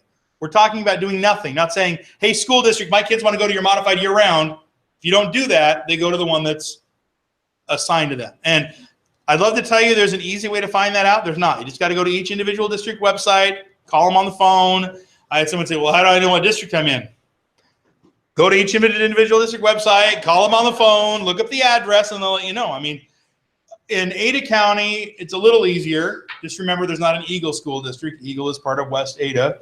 That makes more sense than when it was just called Meridian, because people all the time would think, I'm in the Eagle School District. Well, that doesn't exist. So, but like when you get to Canyon County, you've got Nampa, Valley View, Caldwell. You just have to, hopefully the people know where they are, and then you can call the district and verify, or you get to make 3 phone calls, and maybe the first time you get it right. I mean, that's, again, it comes down to the way Idaho is. We don't have one place that does everything. So the state Department of Education has a lot of good information on it, but the district websites is going to be more accurate. So then you come here, pick your schools. Make sure you select the ones you want. And when you're selecting the schools, they just have to be the ones that are used now. If the boundaries change, I know West Ada just went through some boundary changes. You don't have to update it if they change during the listing. If you want to, you can. But the MLS just wants them accurate when you put them in there. And at the bottom of every listing, when you print it or send it to somebody, it's got the disclaimer that says this information is not guaranteed. So it's up to the buyer to verify their house corresponds to the schools they want. I mean, I taught this class a long time ago, and there was an agent that said, when we bought our house, the agent didn't tell us, and when our kids went to the school we didn't want. Well, okay, that's not the agent's fault. I mean, yeah, the agent could have gone the extra mile, but you should have verified too. I mean, if you buy a car and they tell you it's gas, but it's really diesel, and you didn't verify it wasn't gas. So to make sure that you want to make sure it's correct, but it's ultimately up to the buyer. All right, after the schools, then we get to the first of a few that are called calculated fields. And if you look on page 15, there's a paragraph that talks about calculated fields. If you like reading about math, you can read that. I don't like reading about math, so we're not going to read that. But what calculated fields means is that nowhere are you putting the total square feet in. You'll notice nowhere up here does it say total square feet. You're putting in the parts. The total is going to be on the listing. So let's say I've got 1,700 above grade, 1,000 below grade finished, no unfinished, and so I'm going to do 1,700 above grade, 1,000 below grade, so my listing will say 2,700 square feet for the total. It adds it up automatically. And you have to put the zeros in there even if it doesn't exist, just so that it can calculate it correctly. Room sizes and levels. Room sizes are not required. If you want to put them in there, it's just number X number. Bedroom levels are required. They don't have an R next to them because until you tell Paragon how many bedrooms there are, it doesn't know how many to require. But it only lets you do up to 5 bedrooms. Main is the main level. Down would be below the main level. Upper is above it. So you just pick accordingly. And then after the bedroom levels and sizes, there's other room levels and sizes that aren't required. If you want to put them in, you can. Like here's a listing that put in the kitchen level, the entry level. They put in some levels there, but it's up to you. The thing with the room levels and sizes you just want to remember is don't call one room 2 things. I mean, let's say you have a room in the house that has built-in storage, built-in shelves that you could call a den, or you could call an office. Both of those are on this list. If you mark both of those, even though you might be trying to say it could be a den or an office, because there's no context, someone else could look at that and think there's a den and an office. So in the remarks, you could write perfect den or office, built-in storage. But here you've got to commit to what room you're calling it. And the MLS doesn't define them. I mean, there's family room, great room, living room. That could be the same room in a house, just called 3 different things by 3 different people. So the MLS doesn't define these. It's between you and your seller what you want to call them. Just don't call one room 2 things. And then after the room levels and sizes, we get to the bedrooms and bathrooms, broken down by main level, upper level, and below grade, just like the square footage, the total, they're calculated fields. So let's say I've got 3 bedrooms on the main level, no upper level, 2 below grade, 2.5 baths on the main level, no upper level, 1 below grade. So I would have 5 bedrooms, 3.5 baths. And for the MLS, it's either a full bath or a half bath. There's no 3/4 baths. Paragon will only let you put 1 character to the right of the decimal. So if you try to put 0.75, it won't take it. That's Paragon's way of telling you that 0.5 is all you need. So if it's a sink and a toilet, it's a half bath. Anything more than that, it's going to be a full bath. The MLS is picky about that. On the room sizes, does it matter? I mean, suppose you've got a room that's 11 feet, 10 inches, is that 12? I mean, where? Yeah, you can round up. Yeah, I mean, again, they're not required, and so it's less precise. Part of the reason why they took these years ago, they used to require that. They took it out because a lot of times they'll have a master suite that is kind of open, and it just flows right into the master bathroom. So trying to decide where that wall ends and the other one begins, they really couldn't decide on how to tell agents to do that, and so they just got rid of that requirement. But if you want to put them in there, you can. The thing about putting them in that I'll say is that if you have your room sizes in there, it makes it easier for a potential buyer to see if the things they already own are going to fit in that house. I mean, that's part of the reason why they want the shortest length for depth on that lot, so that if somebody has an RV they want to pull in the backyard, they know how deep the backyard is. They want to have that stuff. So the room sizes, the bedrooms and bathrooms are the last part of the general section here. Other questions or comments about the general section? Yeah. With the advent of so many RV garages being built, should that be just left out and put in separately or common? Well, you could put it here in garage capacity, and then in the features, you could also mark it as RV parking. Because if somebody didn't have an RV, it would still be a garage bay they could use. So it'd be all right. And if you wanted to be more specific in the remarks, you could. But I mean, even like an oversized 2-car garage can only be put in as a 2-car garage. So it's just looking at the capacity. So yeah. On the area, Uh-huh. with your Bristol Heights example, how would you find? I mean, because that was clearly in that one zone. So how do you? So first off, in Paragon, you'd use the mapping search and you would get it. Or if somebody knew they wanted to live in Bristol Heights and you search by subdivision, you would find it. And the only time you wouldn't find it is if you were looking in Boise and you didn't use the city, but you only used area. Same thing with the Eagle example. If you put Area 900 in there, in theory, anything east of Highway 55, you shouldn't be getting. But if you put Eagle as your city, you would capture all of those. So if you put Boise as the city, you would get Bristol Heights because they have Boise addresses. And the thing with area is, before we had the map search or in the subdivision search, area was really the way that you were able to tell where a property was. And with other ways of searching, you can get away with having to use it. But if I'm trying to confirm to input the listing, how do I confirm that Bristol Heights is in a certain area? Well, you have the address of the property. So like on the map search, which We don't have it up anymore. Here we go. On the map search, this is Thousand Springs, but I don't know that. I just know that's where the address is. Because all the map's going to tell you is what area that address is in. So does that make sense? So it's just going to, because it's just by address.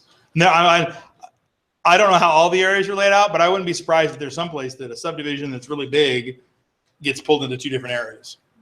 So other questions about the general section? All right, so the next one is the features. Now with features, if you want to see a list of the features, they are the 2nd and 3rd page of the data form. I'm just going to bring it up here a little bit so you can see it. That's not what I wanted. Let's do this. So here's page 2 of the residential data form. There's page 3. That's where you can see a list of those feature items. And when you go to features in Paragon, only 3 are required: construction, list class, and source of square feet. And with features, if you click on the all features magnifying glass, it just brings up a checklist and you just check the things that apply. It makes it really easy. I can go here to required only, and those 3 come up. So earlier we talked about single family being anything on a foundation. So this is where I can come here and pick manufactured home or mobile home or frame, whatever it might be. So let's say I've got frame construction with stucco. List class, exclusive agency, exclusive right to sell. It says exclusive right to sell. And then source of square feet. If you pick public records for the source of square feet, then the tax records should match what you're entering in for your square feet total amount. I will tell you that's a pet peeve of the appraiser that's on the board, is that people put public records as their source, but then the public records don't match what the listing says. Just make sure you're picking the right source. Now, once you have those in there and hit save, that's all you need. That being said, you probably want to put other features in as well, even though they're not required. Like, for example, cooling. So with the features that are there, and including the required ones, you have to put things that exist. So you can't put things that are possibilities. Again, there's no context here. So like on cooling, if I mark central air, that doesn't mean they can go down to Home Depot, buy an air conditioner, come connect it to the house, and now they have central air. That means I go in the house, crank down the thermostat, the AC is going to kick on. So they're things that exist, and everything in the features has to kind of conform to that thinking. So we scroll down here a little farther under included kitchen features. If I mark dishwasher, it doesn't mean there's a hole in the cabinetry where they can connect their own dishwasher. It means there is already one there.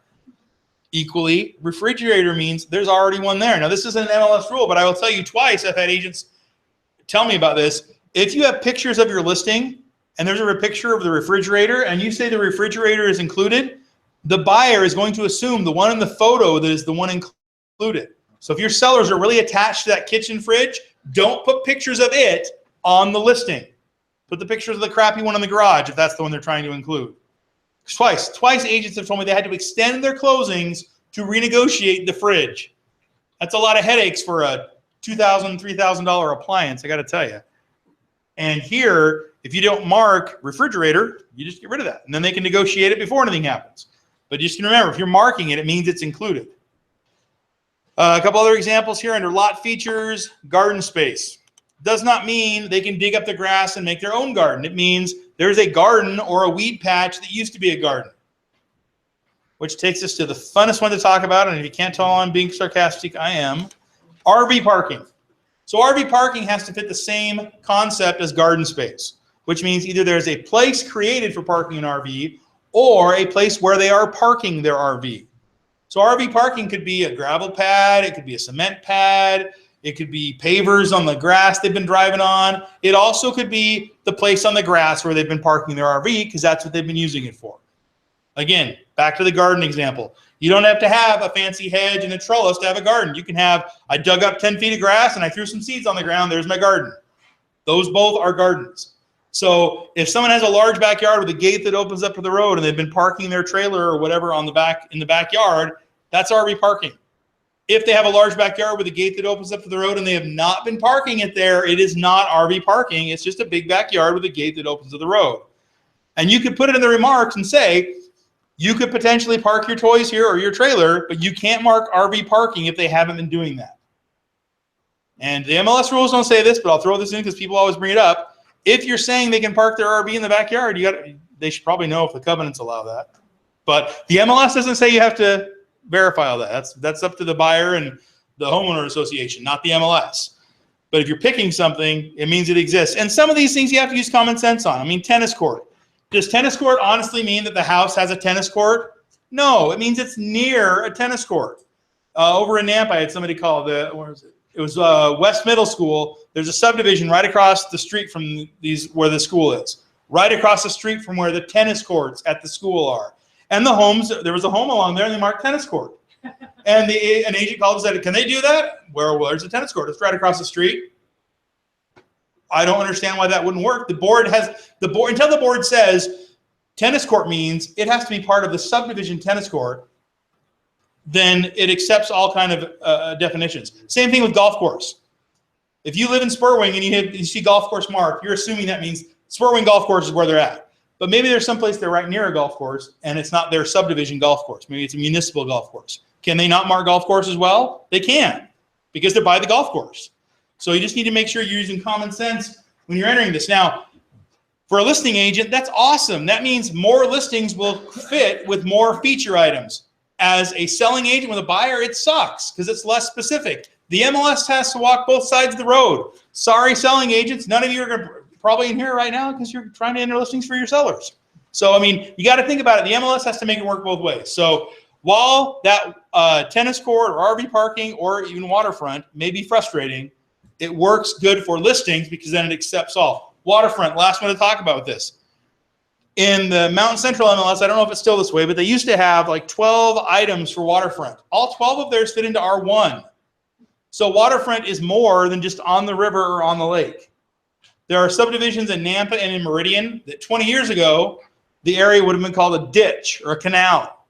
But now there's homes built around it. It's landscape. There's walking paths. There's little docks built down into the water. There's fire pits down there. The water's there all year. Is that not waterfront? It is. Go to over by Yellowstone to Henry's Fork of the Snake River, and it's not called the Snake Creek. It's called the Snake River, even though it's centimeters deep and you can walk over it. So there's lots of definitions for what waterfront can mean. For better or worse, that's the way it is.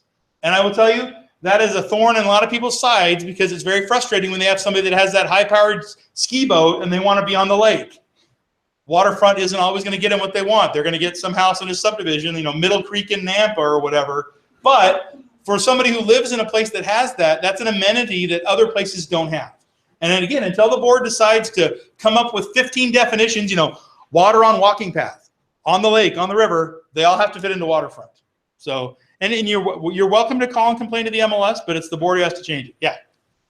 Can you have access to the waterfront? So like if you're back way off the road, can you have an access to it? And can you still say waterfront there? If you explain it, you can. That's the other thing is the disclosure part of it. Like especially if you've got access to something like water rights or whatever, and you're not right on it, but you want to make sure that somebody knows about it. If you disclose it in the remarks or agent remarks, then you're fine.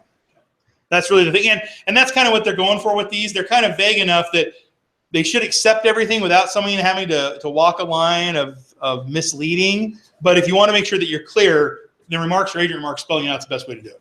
So those are the features. There's lots of them in here. Last part of features, I know I already said the last thing, but I just forgot. We didn't talk about structure features.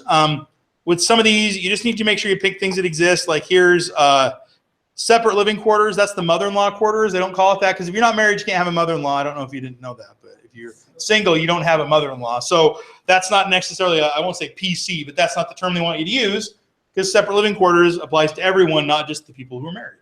So or there's separate 2 master bedrooms, 2 kitchens, that kind of stuff that are all here under the structure features. And as long as you have the required ones, you could come back later and add the others. So if you're in a hurry and you haven't got a chance to look through that whole list, get the required ones in there and save it, and then you can always come back and add the other ones later. And I had someone say, well, are people still going to be notified of my listing? If they've got tennis court marked in their saved property search that their agent's emailing them, and you come back a week later and mark tennis court on your listing, they're going to get emailed it that day. I mean, so don't think you're going to get missed out on. If you change your criteria and add things to it that matches a search, it'll go out. And even if it went out before, it'll go out again because now it's matching at a new point.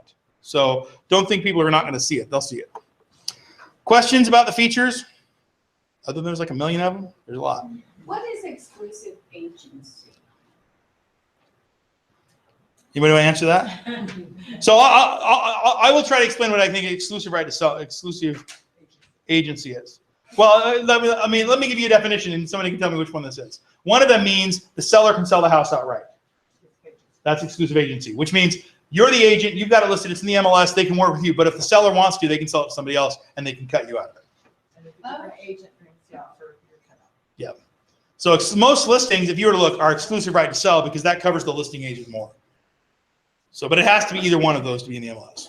And probably your broker will decline. Yep. Yeah. Yep. It's going to be in their policies. So thanks for asking that, because you probably weren't the only one that had that question. Well, I've never, obviously, I've never listed one that way ever. So, yeah, and the reason the MLS has it, it goes back to either the MLS rules or NAR or something. They have to allow for different business models. So, same thing. We'll get to the agent section with like listing service, same kind of thing. So, other questions about the features? Okay. So after the features, financial is the next section. It's a short section, but almost everything here is required. Starting with the association information, HOA fees, and this is on the bottom of page 16, where we're at, if you're wondering.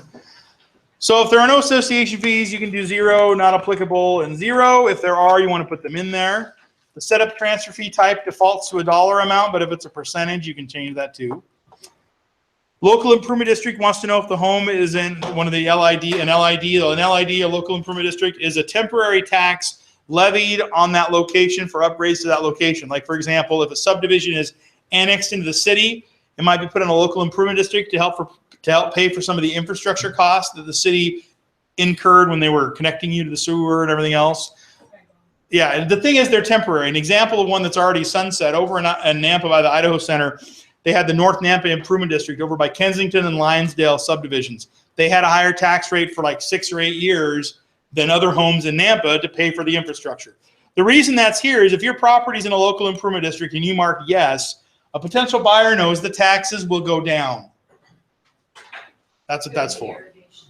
The irrigation, it wouldn't be irrigation because the irrigation is not going to end.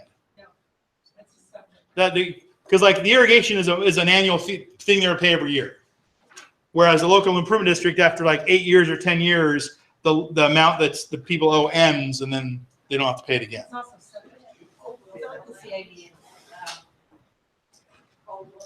irrigation lateral district for the LID on a huge number of homes. So that's more the infrastructure cost, not just the irrigation though. Like not everyone in their district paid that, just that one section. Right, yeah. So then that would qualify, yeah, because they probably did that to help pay for hooking all those people up to their service. Yeah. But that tripped up a whole lot of people because they charged by the square foot for the property. And yeah, sometimes I've heard that happening. Yeah, the trick with it is you just have to mark yes or no if it's there, and if they have their tax printout from the county, it'll itemize each of the entities that are getting money from the taxes. AdaCountyAssessor.org has those online. You can see. Yeah. Is that like the CID that's in Boise or near the? But I don't think that's temporary. That's ongoing. The local improvement district would end after a certain amount of years. So and if they're not sure, the county assessor would know because they're the ones collecting it. So homeowner exemption, same kind of thing. Is it receiving an exemption? Because if it's not, you mark it as no. That explains what the tax is. At this house might be higher than the ones right next door that's owner occupied. And then the taxes and tax year, the tax autofill didn't put that in here. So you put in whatever the tax amount was, whatever year it's from. Legal description, like the directions, it limits how many characters you have. You have 255, so you've got a little more space. Parcel number, we talked about that. And then we've got the distressed property fields. Short sale, bank owned, foreclosure, auction, and HUD. They're just yes, no fields. Just mark them accordingly. And if something changes, maybe it doesn't start as a short sale, but later on it is, you could mark it as yes if you needed to. So that's the financial section. Any other questions or comments about that? All right. Then we get to the remarks section. With remarks, first thing to point out is the check mark in the box is spell check. Use spell check. If you want to have some fun, go look and see how many listings that agents don't that have misspellings in them. And the thing with misspellings that's an important thing to remember is if you have misspellings on your listing, When consumers see that, they're going to wonder what else you did not pay attention to. And so you don't want to have those misspellings, and spell check is right there to make sure they're correct. Now the remarks, because it's public and goes on everybody else's website, is really limited. It's really constricting. The only thing you can put in there are property descriptive items. So if it doesn't describe the property, don't put it in the remarks. The agent remarks, because it only goes out to agents, is a lot more flexible. You can put all your contact information, garage code, security information. The only thing that can't go in the agent remarks is unrelated third-party marketing. So you can't put in the agent remarks, Pioneer Title is number one. But you could put seller prefers Pioneer Title because now you've connected it to the transaction. So it's just got to be connected there somehow. And they're not required, so you could always come back and add these at another time if you want it. Questions with the remarks or agent remarks? The last thing I'll say with the remarks is there are automated checks that happen that look for like .com and .net and phone numbers. Just be aware that if you're really trying to save space and you're not putting spaces between your sentences, sometimes you might get a false positive. I'll give you an example. Let's say what I've written is, this house is the house for your life, for your connected life, Cat 5 cable throughout, period, come to our open house. That's .com. And so it'll flag it and it'll say inappropriate language in the remarks. Doesn't mean you have vulgarity. It just means you've got .com or something. And if that's the case, and if that happens, you're not obviously going to get fined. Just make the change, and usually it'll tell you what it is. So that's the remarks and agent remarks. The last section, entering a listing, is the agent section. When you're entering a listing as an agent, you are the listing agent. So if you're the co-agent, you don't want to enter it. But as a co-agent, you can come and maintain the listing if you need to. To add the co-agent, you just come down here, type in the co-agent's name, and select them from the list, and it puts them in there. Selling agent to present yes, no. Selling agent to present offers directly to sellers. If you're an agent in Idaho and your listing is in Idaho, this is always going to be no. Because state minimum standards indicate that you, the listing agent, field offers from selling agents. Now, the reason that yes, no is there is Oregon has different minimum standards than Idaho. And so that's why it's there. But no is what, if you're in Idaho, your listing's in Idaho, it's going to be no. Variable rate commission. Wants to know if you've set up a variable rate commission with your seller. On the bottom of page 18 is the section on variable rate. The third sentence in that section is the definition, so I'll go ahead and read it. It says, this is when the seller agrees to pay a specified commission if the property is sold by the listing broker without assistance, and a different commission if the sale results through the efforts of a cooperating broker. So what variable rate commission means is that if you double end it, the total commission will be one amount. If you work with another agent, it's a different amount. And from the beginning with your seller, that's your arrangement. The last sentence in that section says the listing broker or agent, in response to inquiries from potential cooperating brokers, must disclose the differential.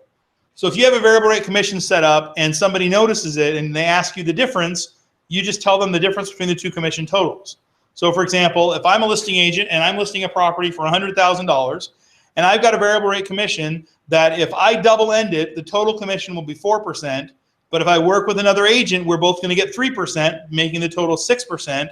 Then another agent brings an offer and sees that I have that variable rate commission and says, hey, I notice you have a variable rate. What's your difference? I would tell them 2%. Because then that would allow them to make their offer 2% higher to overcome the savings the seller saves by going with me double ending it. Now, variable rate commission doesn't happen all the time, but if you have it, you just have to mark yes in the MLS that you have it. It's up to the agent bringing the offer to ask the questions. You don't have to, you don't have to wear your hat and your sandwich board and walk around saying, I have a variable rate. It's up to them to ask you, but you do have to disclose it here. And this isn't anything about negotiating. You can always negotiate your commission later on. This is from the beginning, it's going to be different. So that's what that variable rate is about. Does that make sense? Yeah. Okay. Co-op broker compensation and compensation type. What are you offering and what is the item you're offering? So there's a 3. This would be $3. This would be 3%. The MLS does not have any minimums for compensation, but you do have to offer it. In Paragon, I think it'll only let you do $1 is the lowest, I think. I think that's the way it's set up.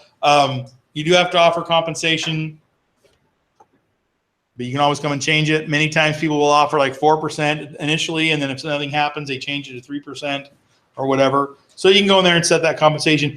Never is the MLS asking what is the listing agent you're going to get, just what you're offering somebody else. And then listing service is asking what kind of service your office is providing with this listing. Full service means your office is providing presentation, negotiation, you're doing the whole thing. Limited service means you're doing part of that. Maybe you're presenting the offer, but they're negotiating with their attorney. MLS entry only means all you're doing is put it in the MLS. Someone else is doing the rest of it. Maybe they're dealing with the homeowner or something. And so you're just identifying what service you're providing. And the reason this is here is so that that selling agent with the buyer, if they see limited service, they understand there's not an agent that's got a full service contract with the seller.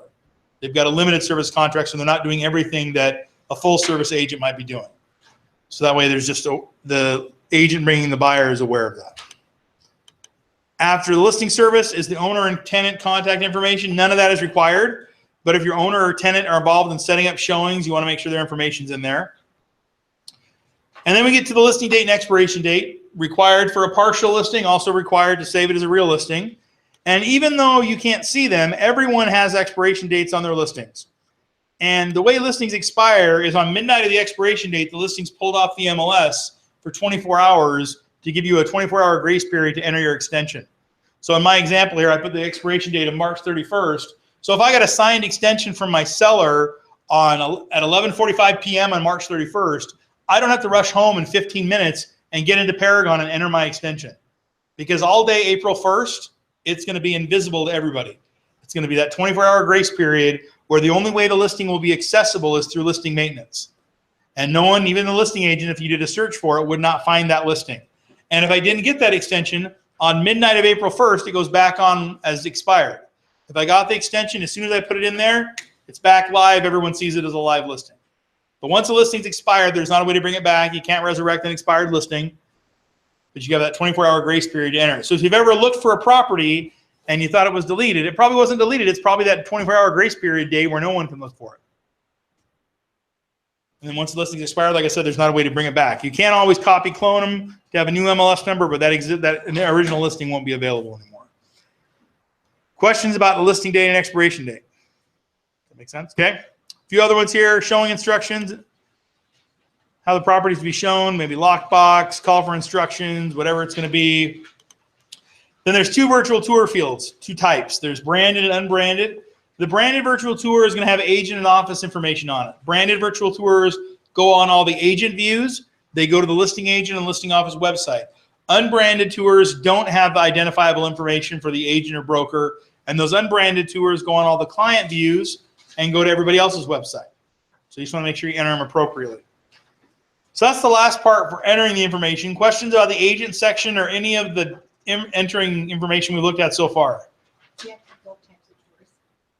You don't. You don't. Nope. As long as you're in the right field, that's all that matters. So, all right. So just like before, we talked about partially saving. So we'll look at that real quick. So under save, and this, if you want to see a screenshot of this, this is back in the front part of your handout. And we're looking at page 2 and 3 right now. Saving and partially saving. All right. So to partially save it, after I've entered what I want, I go here to save as partial listing. And as long as I have those 4 fields, this little box is going to come up with a partial listing number and say, your partial listing has been partially saved. If this doesn't come up, nothing has been saved, and you probably have errors down here. And the only reason this wouldn't come up is if you're missing one of those 4 fields. If those 4 fields are there, it's going to partially save it. Now, at this point, if I needed to leave Paragon, I could hit finished and come back and go to maintain partial and work on it. But maybe I want to keep working on it, but I'm saving my work as I go. So I choose continue input, and then it partially saves it and opens it back up so I can go here and work on it. And you'll notice now I could go in and I could upload photos to my partial listing. I can view a preview of the listing detail. I could go in and upload documents all before it's a live listing. So you can do all that ahead of time. And then once you've got everything in here that you need, then you go to save listing, and again, it's going to check for any errors, and then it's going to let you save it. So there's a few things it checks for automatically all the time. First, it makes sure that your list date and expiration date are correct. And if they're correct, there's these accept check boxes that you click on, and any of those things you click the accept box for when you hit save, it won't bother you anymore with those. The other one is I put $1,000 as my asking price, and so it says list price is outside of normal range. Is this correct? If I want it to be $1,000, I can just hit accept. And now when I go to save listing, it's not going to bother me with those anymore. But all these other ones would need to be corrected. And like I mentioned earlier, here's age. It says if age equals 6 to 10 years, year built must be current year minus, between current year minus 6 and current year minus 10. So it makes it sound like the age is wrong, but the year built is wrong. The year built came from the tax records though, so what's wrong is the age. So I just need to make sure it matches. Same thing with number of acres. It says please validate number of acres according to the land size keyword. So my number of acres is 0.23, and I've got standard lot in there. I am not a mathematician, but Google is. So 0.23 acres to square feet is 10,018. So here you can see that standard lot only goes up to 9,999. So this would need to be 10,000 to 0.49. And now that I have that corrected, when I go to save it, it would take those answers now that I've fixed them. So you've got to make sure all that information is correct. All the required fields are there. Normally, I put in the number of feet in an acre and multiply it by the partial acre. What did you do? Yours was faster because I never. Well, your way is probably the correct way. I just went to Google and typed in 0.23 acres to square feet. Oh, I see. And it just figures it out. So. See, it would have taken me longer to figure out what that formula is to do it than just typing it in Google. So. That's the downfall of society is we're just going to get, okay, Siri, what is this? So you got to make sure you have all that correct information. Questions about entering it? Does that make sense? All right, so now let's talk about maintaining listings. So I'm going to change how I'm logged in here, and we are going to look at maintaining listings. So once your listing's entered and you want to go maintain it, and on your handout, if you look on page 4, it's got the input maintenance, the maintaining stuff. So you go to the listings menu, and under maintain, you go to listings. It's going to show you all the listings you have the ability to maintain. And up here at the top is this little navigation that you can use that allows you to, only see the actives or only see the pendings or whatever you want. So that way you can look at what you want to look at here. And then when you're looking at the properties, if you click on the MLS number, that's going to bring up the entire listing for you to maintain it. And if you want the price, if you change the price and you want the status to say price change, you have to come here and maintain the whole listing. So you come here, click on the status and change it to, that's type, sorry. There we go, status. And click on price change. Then you can save it and it'll have that status for 3 days and then change back to active. The reason that's important to remember is if you just change the price, the status doesn't immediately change the price change. And the reason it doesn't is what if you entered your listing and you actually entered the price too low and you had to raise the price? You probably don't want it saying price change and going on the hot sheet, hey, I raised my price. You don't want it to do that. You want it to be incognito. I raised my price. I don't want anybody to notice. And so if you want the status to say price change, you just got to make sure you go in and change it. Now, on the price change market monitor, anything that changes the price will be on there, whether the status says that or not. But if you want the status to say price change, you've got to do that. To just change the price, you just click on the price here, and it lets you go in and change it as long as the listing's active. And then to the right, number of pictures would take us to picture maintenance, which we'll talk more about in a minute. And then we've got select an action. So maintain listing, just like clicking on the MLS number, brings up the entire listing for you to maintain. Price change brings up the price for you to change it. Expiration date. As long as it hasn't expired, you can extend the expiration date here. Remarks lets you change the remarks or agent remarks. And you'll notice there is spell check right here. And if there's any problems, it'll flag it here, like this person's name got flagged as a misspelling as well as the other agent. Obviously, the rest of the words are good, though. So that's the spell check under the remarks there. Virtual tour. 2 sections there, the unbranded and branded virtual tours. You just want to make sure you enter them appropriately. If you're using a virtual tour company, typically they'll give you both the links. Just want to make sure you put the right one in the right place, unbranded or branded. Change geocode. We saw this under the validate map. Here's the change geocode. So if it was in the wrong place, they could put it in the right place. Copy clone listing. So let's say this is my listing and it expired, and a week later my seller decided, hey, we are wrong, we want to relist it. I can't use the old listing. Just like I can't use the old seller up agreement. I've got to have a new contract. So I'm going to have a new listing. So I can use copy clone listing here as long as I'm at the same office where I had the listing before, and that will make a copy of the listing. And you can only copy clone your own listings. And I'm not going to go super slow here, but you'll notice status isn't here. And then the only other thing that's missing in the required fields are the dates. Everything else is copied over. So when someone has a listing expire and they call crying on the phone, we don't cry with them on the phone because it's really easy.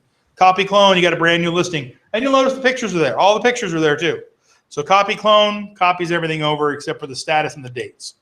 Now the reason it's called copy clone is we just saw the copy part of it with my expired listing and I'm relisting it. But what if I'm entering building lots and I've got 15 building lots in a subdivision? I enter one building lot as an active listing and then I can clone it 15, so 14 other times. And I go in and change the address and the legal description and I've got my listings in there. So that's why it's called copy clone, because it works both those ways. The trick with copy clone is it has to be at the office you're currently with. So if you're at one office today and then 6 months from now you're at a new office and you want to copy a listing you had 6 months ago, it's not going to work because you're at a different office. But we already looked at how to pull in the MLS number into Instinet and send it from Instinet to Paragon. So you still don't have to re-enter the whole thing. You're just doing it a different way. Open house and tour, you won't worry about those. We'll talk about how to enter open houses in a minute.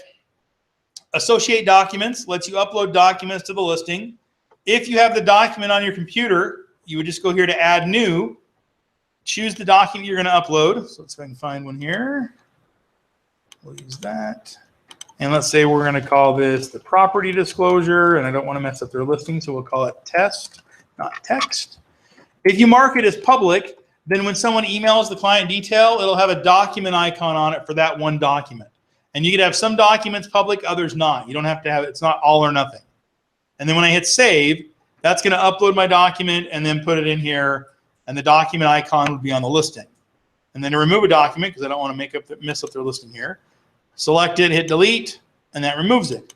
If you have paper documents and you don't have a way to scan and upload them yourself, you can go here to fax cover page, put in the number of pages it's going to be, including the cover page, if you want to make it available for email, what you're going to call it. And then when you hit preview, it generates this cover page with a toll-free fax number you're going to send it to, and then it uses that QR code to assign it to the listing. And it says it takes 24 business hours. Usually it's faster than that. But if you don't have a way to scan and upload it yourself, this is another way to get it on there. So that's the associated documents.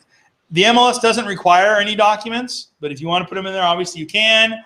The more disclosure you have out there for other agents, the quicker it is to find a buyer. You don't have to be the one that sends them the property disclosure 18 times until you get an offer. Just upload it to the listing and they've got it already. So picture administration. Let me actually find a better listing to work with here. Here we go. Picture administration. So the first thing with picture administration is you want to make sure your photos are the right size. And if you look on page 8, the bottom of it, says input maintenance tip. It gives you the size and dimensions that the pictures need to be. In Paragon, if you go up here to upload help, it'll give you the same message. So basically what they want is a picture that's close to 125 kilobytes in size. And if it's larger than that, it will compress it to that size. If you've got a phone, a cell phone that you purchased in the last 4 years, odds are it takes pictures that are at least 3 megabytes, which is 3,000 kilobytes, more or less. And so if you've taken a 3 megabyte picture, 3,000 kilobytes, and it's going to compress it to 125 kilobytes, that's 2,875 kilobytes it's taking away from your image. And if you want another example of what that's like, how many of you have a CD or a LP that you really like the way it sounds, and then you go listen to it on iTunes, and you're like, it doesn't sound very good? Because they've compressed the music to make it fit in the little tiny MP3 file. That's what's happening here. So if you've ever clicked on a picture and it was blurry or fuzzy or pixelated, it was too big when they uploaded it. Because the larger the picture is, the more information is ripped out of it. And so you want to be as close to the size they're requiring. And the dimensions are 1280 by 960. If you're not the photographer, you're not a photo person, you have someone else that does that, give them these dimensions. They'll be able to figure it out. Because you want to make sure they're the right size. Once the picture, and there's a link here to download resizing tools if you don't have one on your computer that you can use. Once the pictures are the right size, to upload one at a time, you just click on the upload this image, little icon here in the top right, and then you click on Add Files.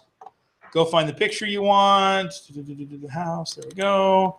Find the picture you want, hit open, start upload, and that will upload it.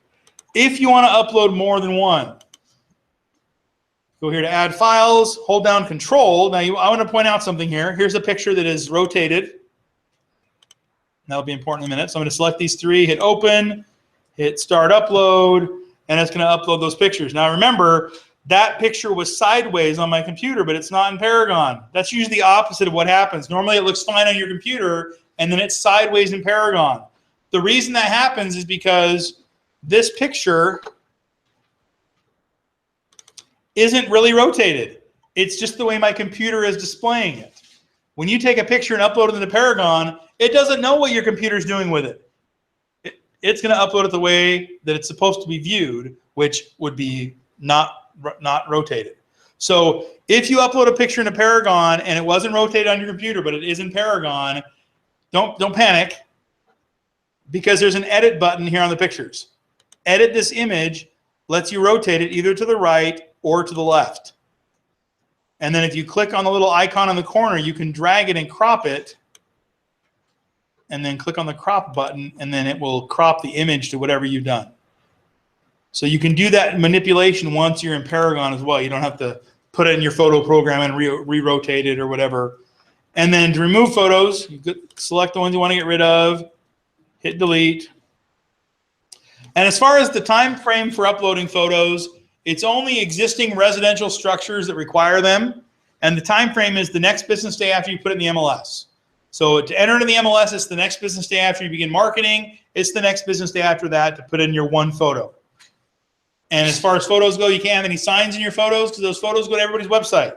If you have a website, or your office has a website, and somebody pulls a listing up from another office, you don't want a big picture with their sign in it. You just want the listing, so you can't have signs in your photos. And it'll let you do up to 25 photos, but only one is required. Questions about uploading photos? All right, a few other maintenance items here. Sold closed instead of pending, we'll come back to. Activity report. So the activity report shows how often a listing is matching or being sent out in Paragon. The statistics that it has here are only from Paragon. And if you go up here to report definitions, a help document from Black Knight, the company that makes Paragon, explains what all these fields mean. So like match saved searches, how many saved searches does your listing match that people have saved in Paragon? So 76. Matched contacts, 90. So that means that some of these contacts are doubling up on the searches because they're not 90 searches, there's only 76. Property details viewed, 657. That property details are both agents viewing it in Paragon and when it's been emailed to somebody and then viewing it. Views from email, 140. Favorite possible cart, 4, meaning it's been marked as a favorite or it's been put in a listing cart 4 times. Emails from system, 153. So that means it's been emailed more times than it's been viewed from email, which means it got emailed to somebody and they didn't click on the MLS number and look at the listing. And if they're getting it emailed, all they're getting is the MLS number and the price, which if I was a listing agent and I had that discrepancy, I would say they're not clicking on your listing because it's not priced appropriately compared to other listings. You mean I should lower my price? Exactly. And I'm not saying that, I'm not trying to be oversimplistic, but that's what that one statistic tells you. It was emailed, but not viewed. And then total hits is agents and consumers, agent hits, consumer hits, right there. And the numbers are the same, meaning that no one came back and looked at it twice. Or nobody came back and looked at it twice because they'd be different numbers. Because unique means unique, client is the total number. So those are that's the activity report. They're going to add more things to it. Right now, it only, like I said, is Paragon. But the reason that's important is I know people like to see statistics from Zillow and all these things about their listing, but this shows you what professionals in the industry are doing with your listing. How many of their potential buyers are viewing your listing or not viewing it. So that's the listing activity report. Showing time lets you go in and set the showing time settings for your listing.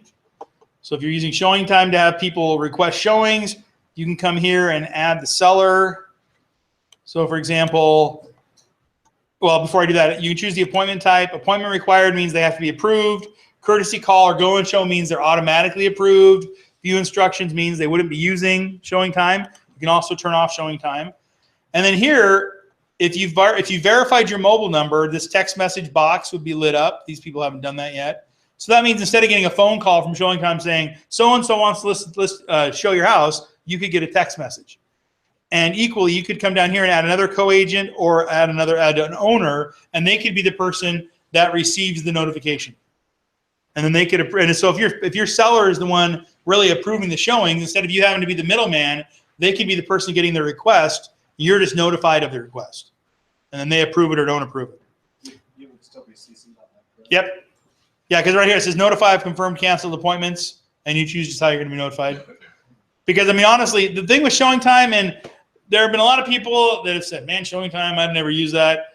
I don't like phone tag. I would use it all the time. Because if you're not using showing time, here's the way it works. I'm the selling agent. I call the listing agent. The listing agent hears my message, and they call the seller. The seller hears the listing agent's message, calls back to the listing agent, who then calls me back, and then we all play phone tag. Whereas if you use showing time, I could go and request a showing. The agent knows I requested it. The seller approves it. The agent is notified I've been approved, and I've got an approval to go show the house. No one had to play phone tag. And again, I've had people say, well, I want to talk face-to-face. All right. And the way the market is now, do you want to talk face-to-face for every showing? Because if you look at statistics, how many showings do you have before you have a second showing from the same person? Do you want to have to talk to all those people face-to-face every time? Because it'll be a slow process. Yeah. So it just allows them to pick a time. Mm-hmm. They can show data, no other additional information, correct? Well, they choose the time, but here you can set how long the maximum amount can be. You can choose if you're going to let overlapping appointments happen. You can block out times. But it's not just, so if it does send it to the seller. All it just says is Chris Peterson wants to show your house on Saturday from 2 to 3. Perfect. That's all I need. Yeah, that's. Sure if it was sending them another message. Nope. All it's doing is saying this agent wants to come show the house. And again, you can be notified. You have to take yourself out of the loop intentionally. By default, you're being notified. But the thing I love about it is showing restrictions. If you've got a seller or a family or whatever, and Sunday is their family day, they don't want any showings. I know Sunday's a real estate day. It's a big day. But maybe there are some people that's not the day for them. So you can come here, add a showing restriction. You can make it an all-day restriction. Let's say we're going to call this Sunday. And it's going to be a repeating restriction for the entire duration of our listing. And I put here and I click on the day and hit save showing restriction. Every time someone goes to show my house and they go, and Sunday is going to be blocked off. They don't know why it's blocked off, because it could be blocked off because I'm full of showings that day. They don't know. But it just shows that it's not available. And so again, that's another thing, because if you have that seller that Sunday wasn't their day, how many times are you fielding that call or text or email that Sunday's not available, Sunday's not available, Sunday's not available? If you put it into here and this is the way you're having agents go, they would already know it. So I could care less if you use showing time. I think it's a very useful tool, but I will tell you, I've had plenty of people tell me they don't like it, they don't use it very much. We had a 1-year contract. The board decided to re-up it. So I think the board thinks it can be useful. Newer agents have been using it more than older agents. I will just tell you that's the feedback I've gotten. Doesn't mean if you're an older agent, you have to start using it. But what I will say is, if you're trying to not have to play phone tag, I mean, we all hate listening to voicemails.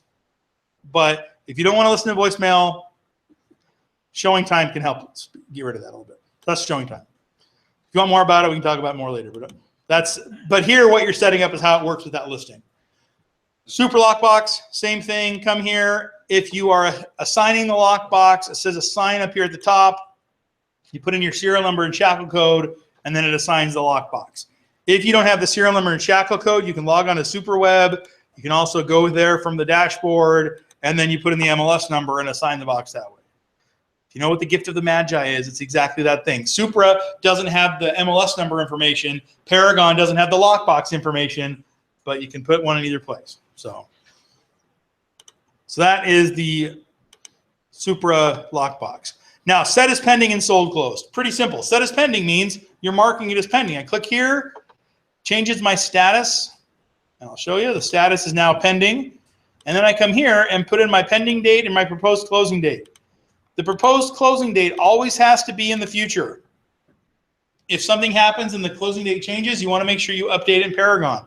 Because in the real world, if your closing date is changing, your buyer and seller have both signed something to change it. So just make sure Paragon reflects that.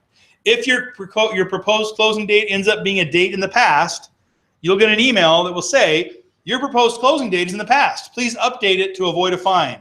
You're not getting a fine immediately. They're just reminding you to update it. So you just want to make sure that's a date in the future.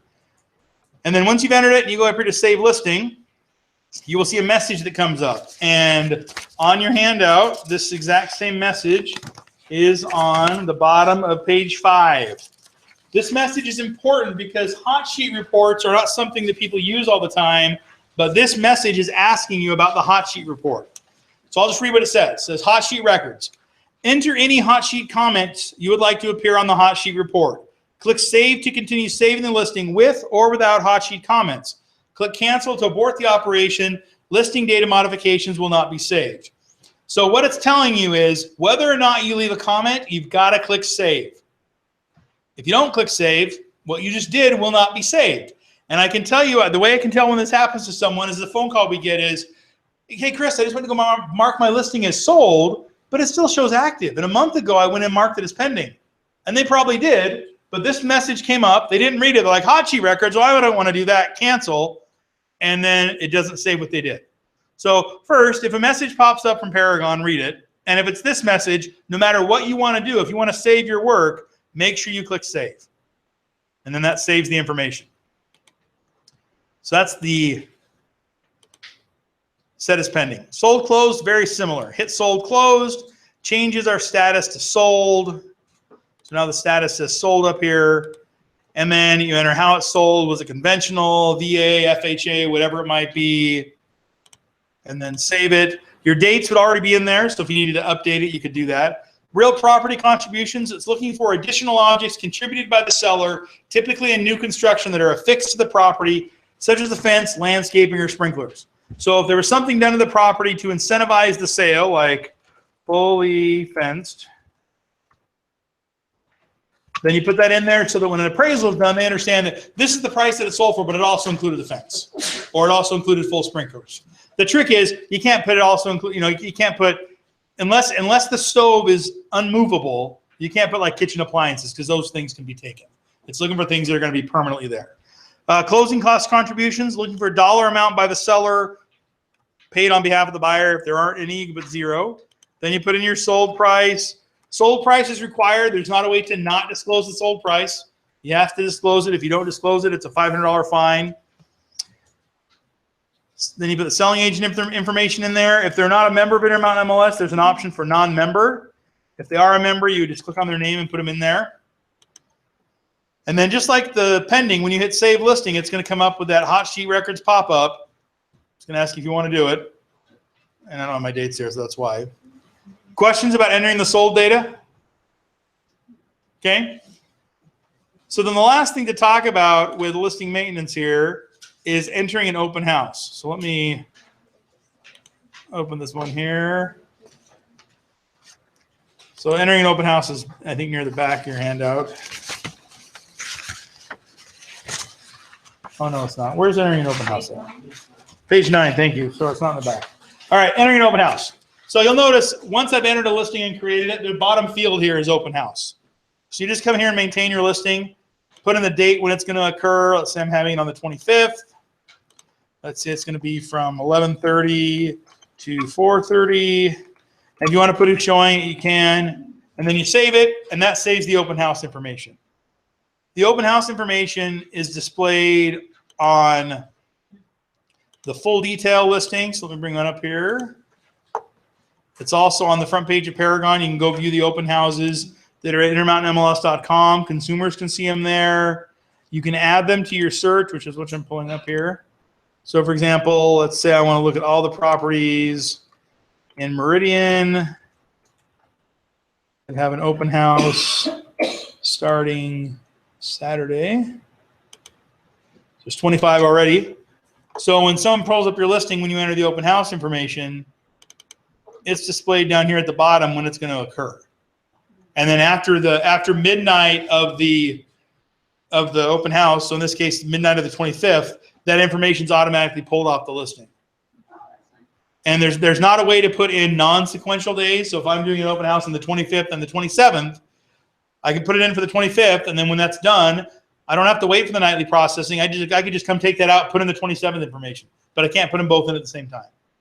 Yeah. Is there a map view for that? So if like they wanted to look through all the houses in Meridian, could you? Well, I mean, if you're as the agent, you can go here to the Bing map view and you can bring up the listings that way. Yeah. So that's basically. But just like any other kind of search, Sure. And then on the front page of Paragon here, where it says this week's open houses, this takes you to IntermountainMLS.com, our consumer site. And when consumers come here, they can search for open houses. And then when they see a property that has an open house and they click on the address, it'll bring it up and show show the open house information. There's a map view, street view showing where it is. And so that's what they'll see when they bring it up on our website. And as an agent, that's right there on the front page of Paragon as well, that this week's open houses. So you could even open up that page and send that link to your clients too if you wanted to see everything coming up. Questions about inputting, maintaining listings, any of the stuff that we've talked about this afternoon? Last thing, again, just to reiterate, if you haven't already, fill this form out, have your broker sign it, return it to the MLS. As soon as it gets returned, we'll get your security level updated. I'm pretty sure everybody did already, but if you didn't, just make sure you're on the sign-in sheet to verify you're here. So thanks for coming and have a good afternoon.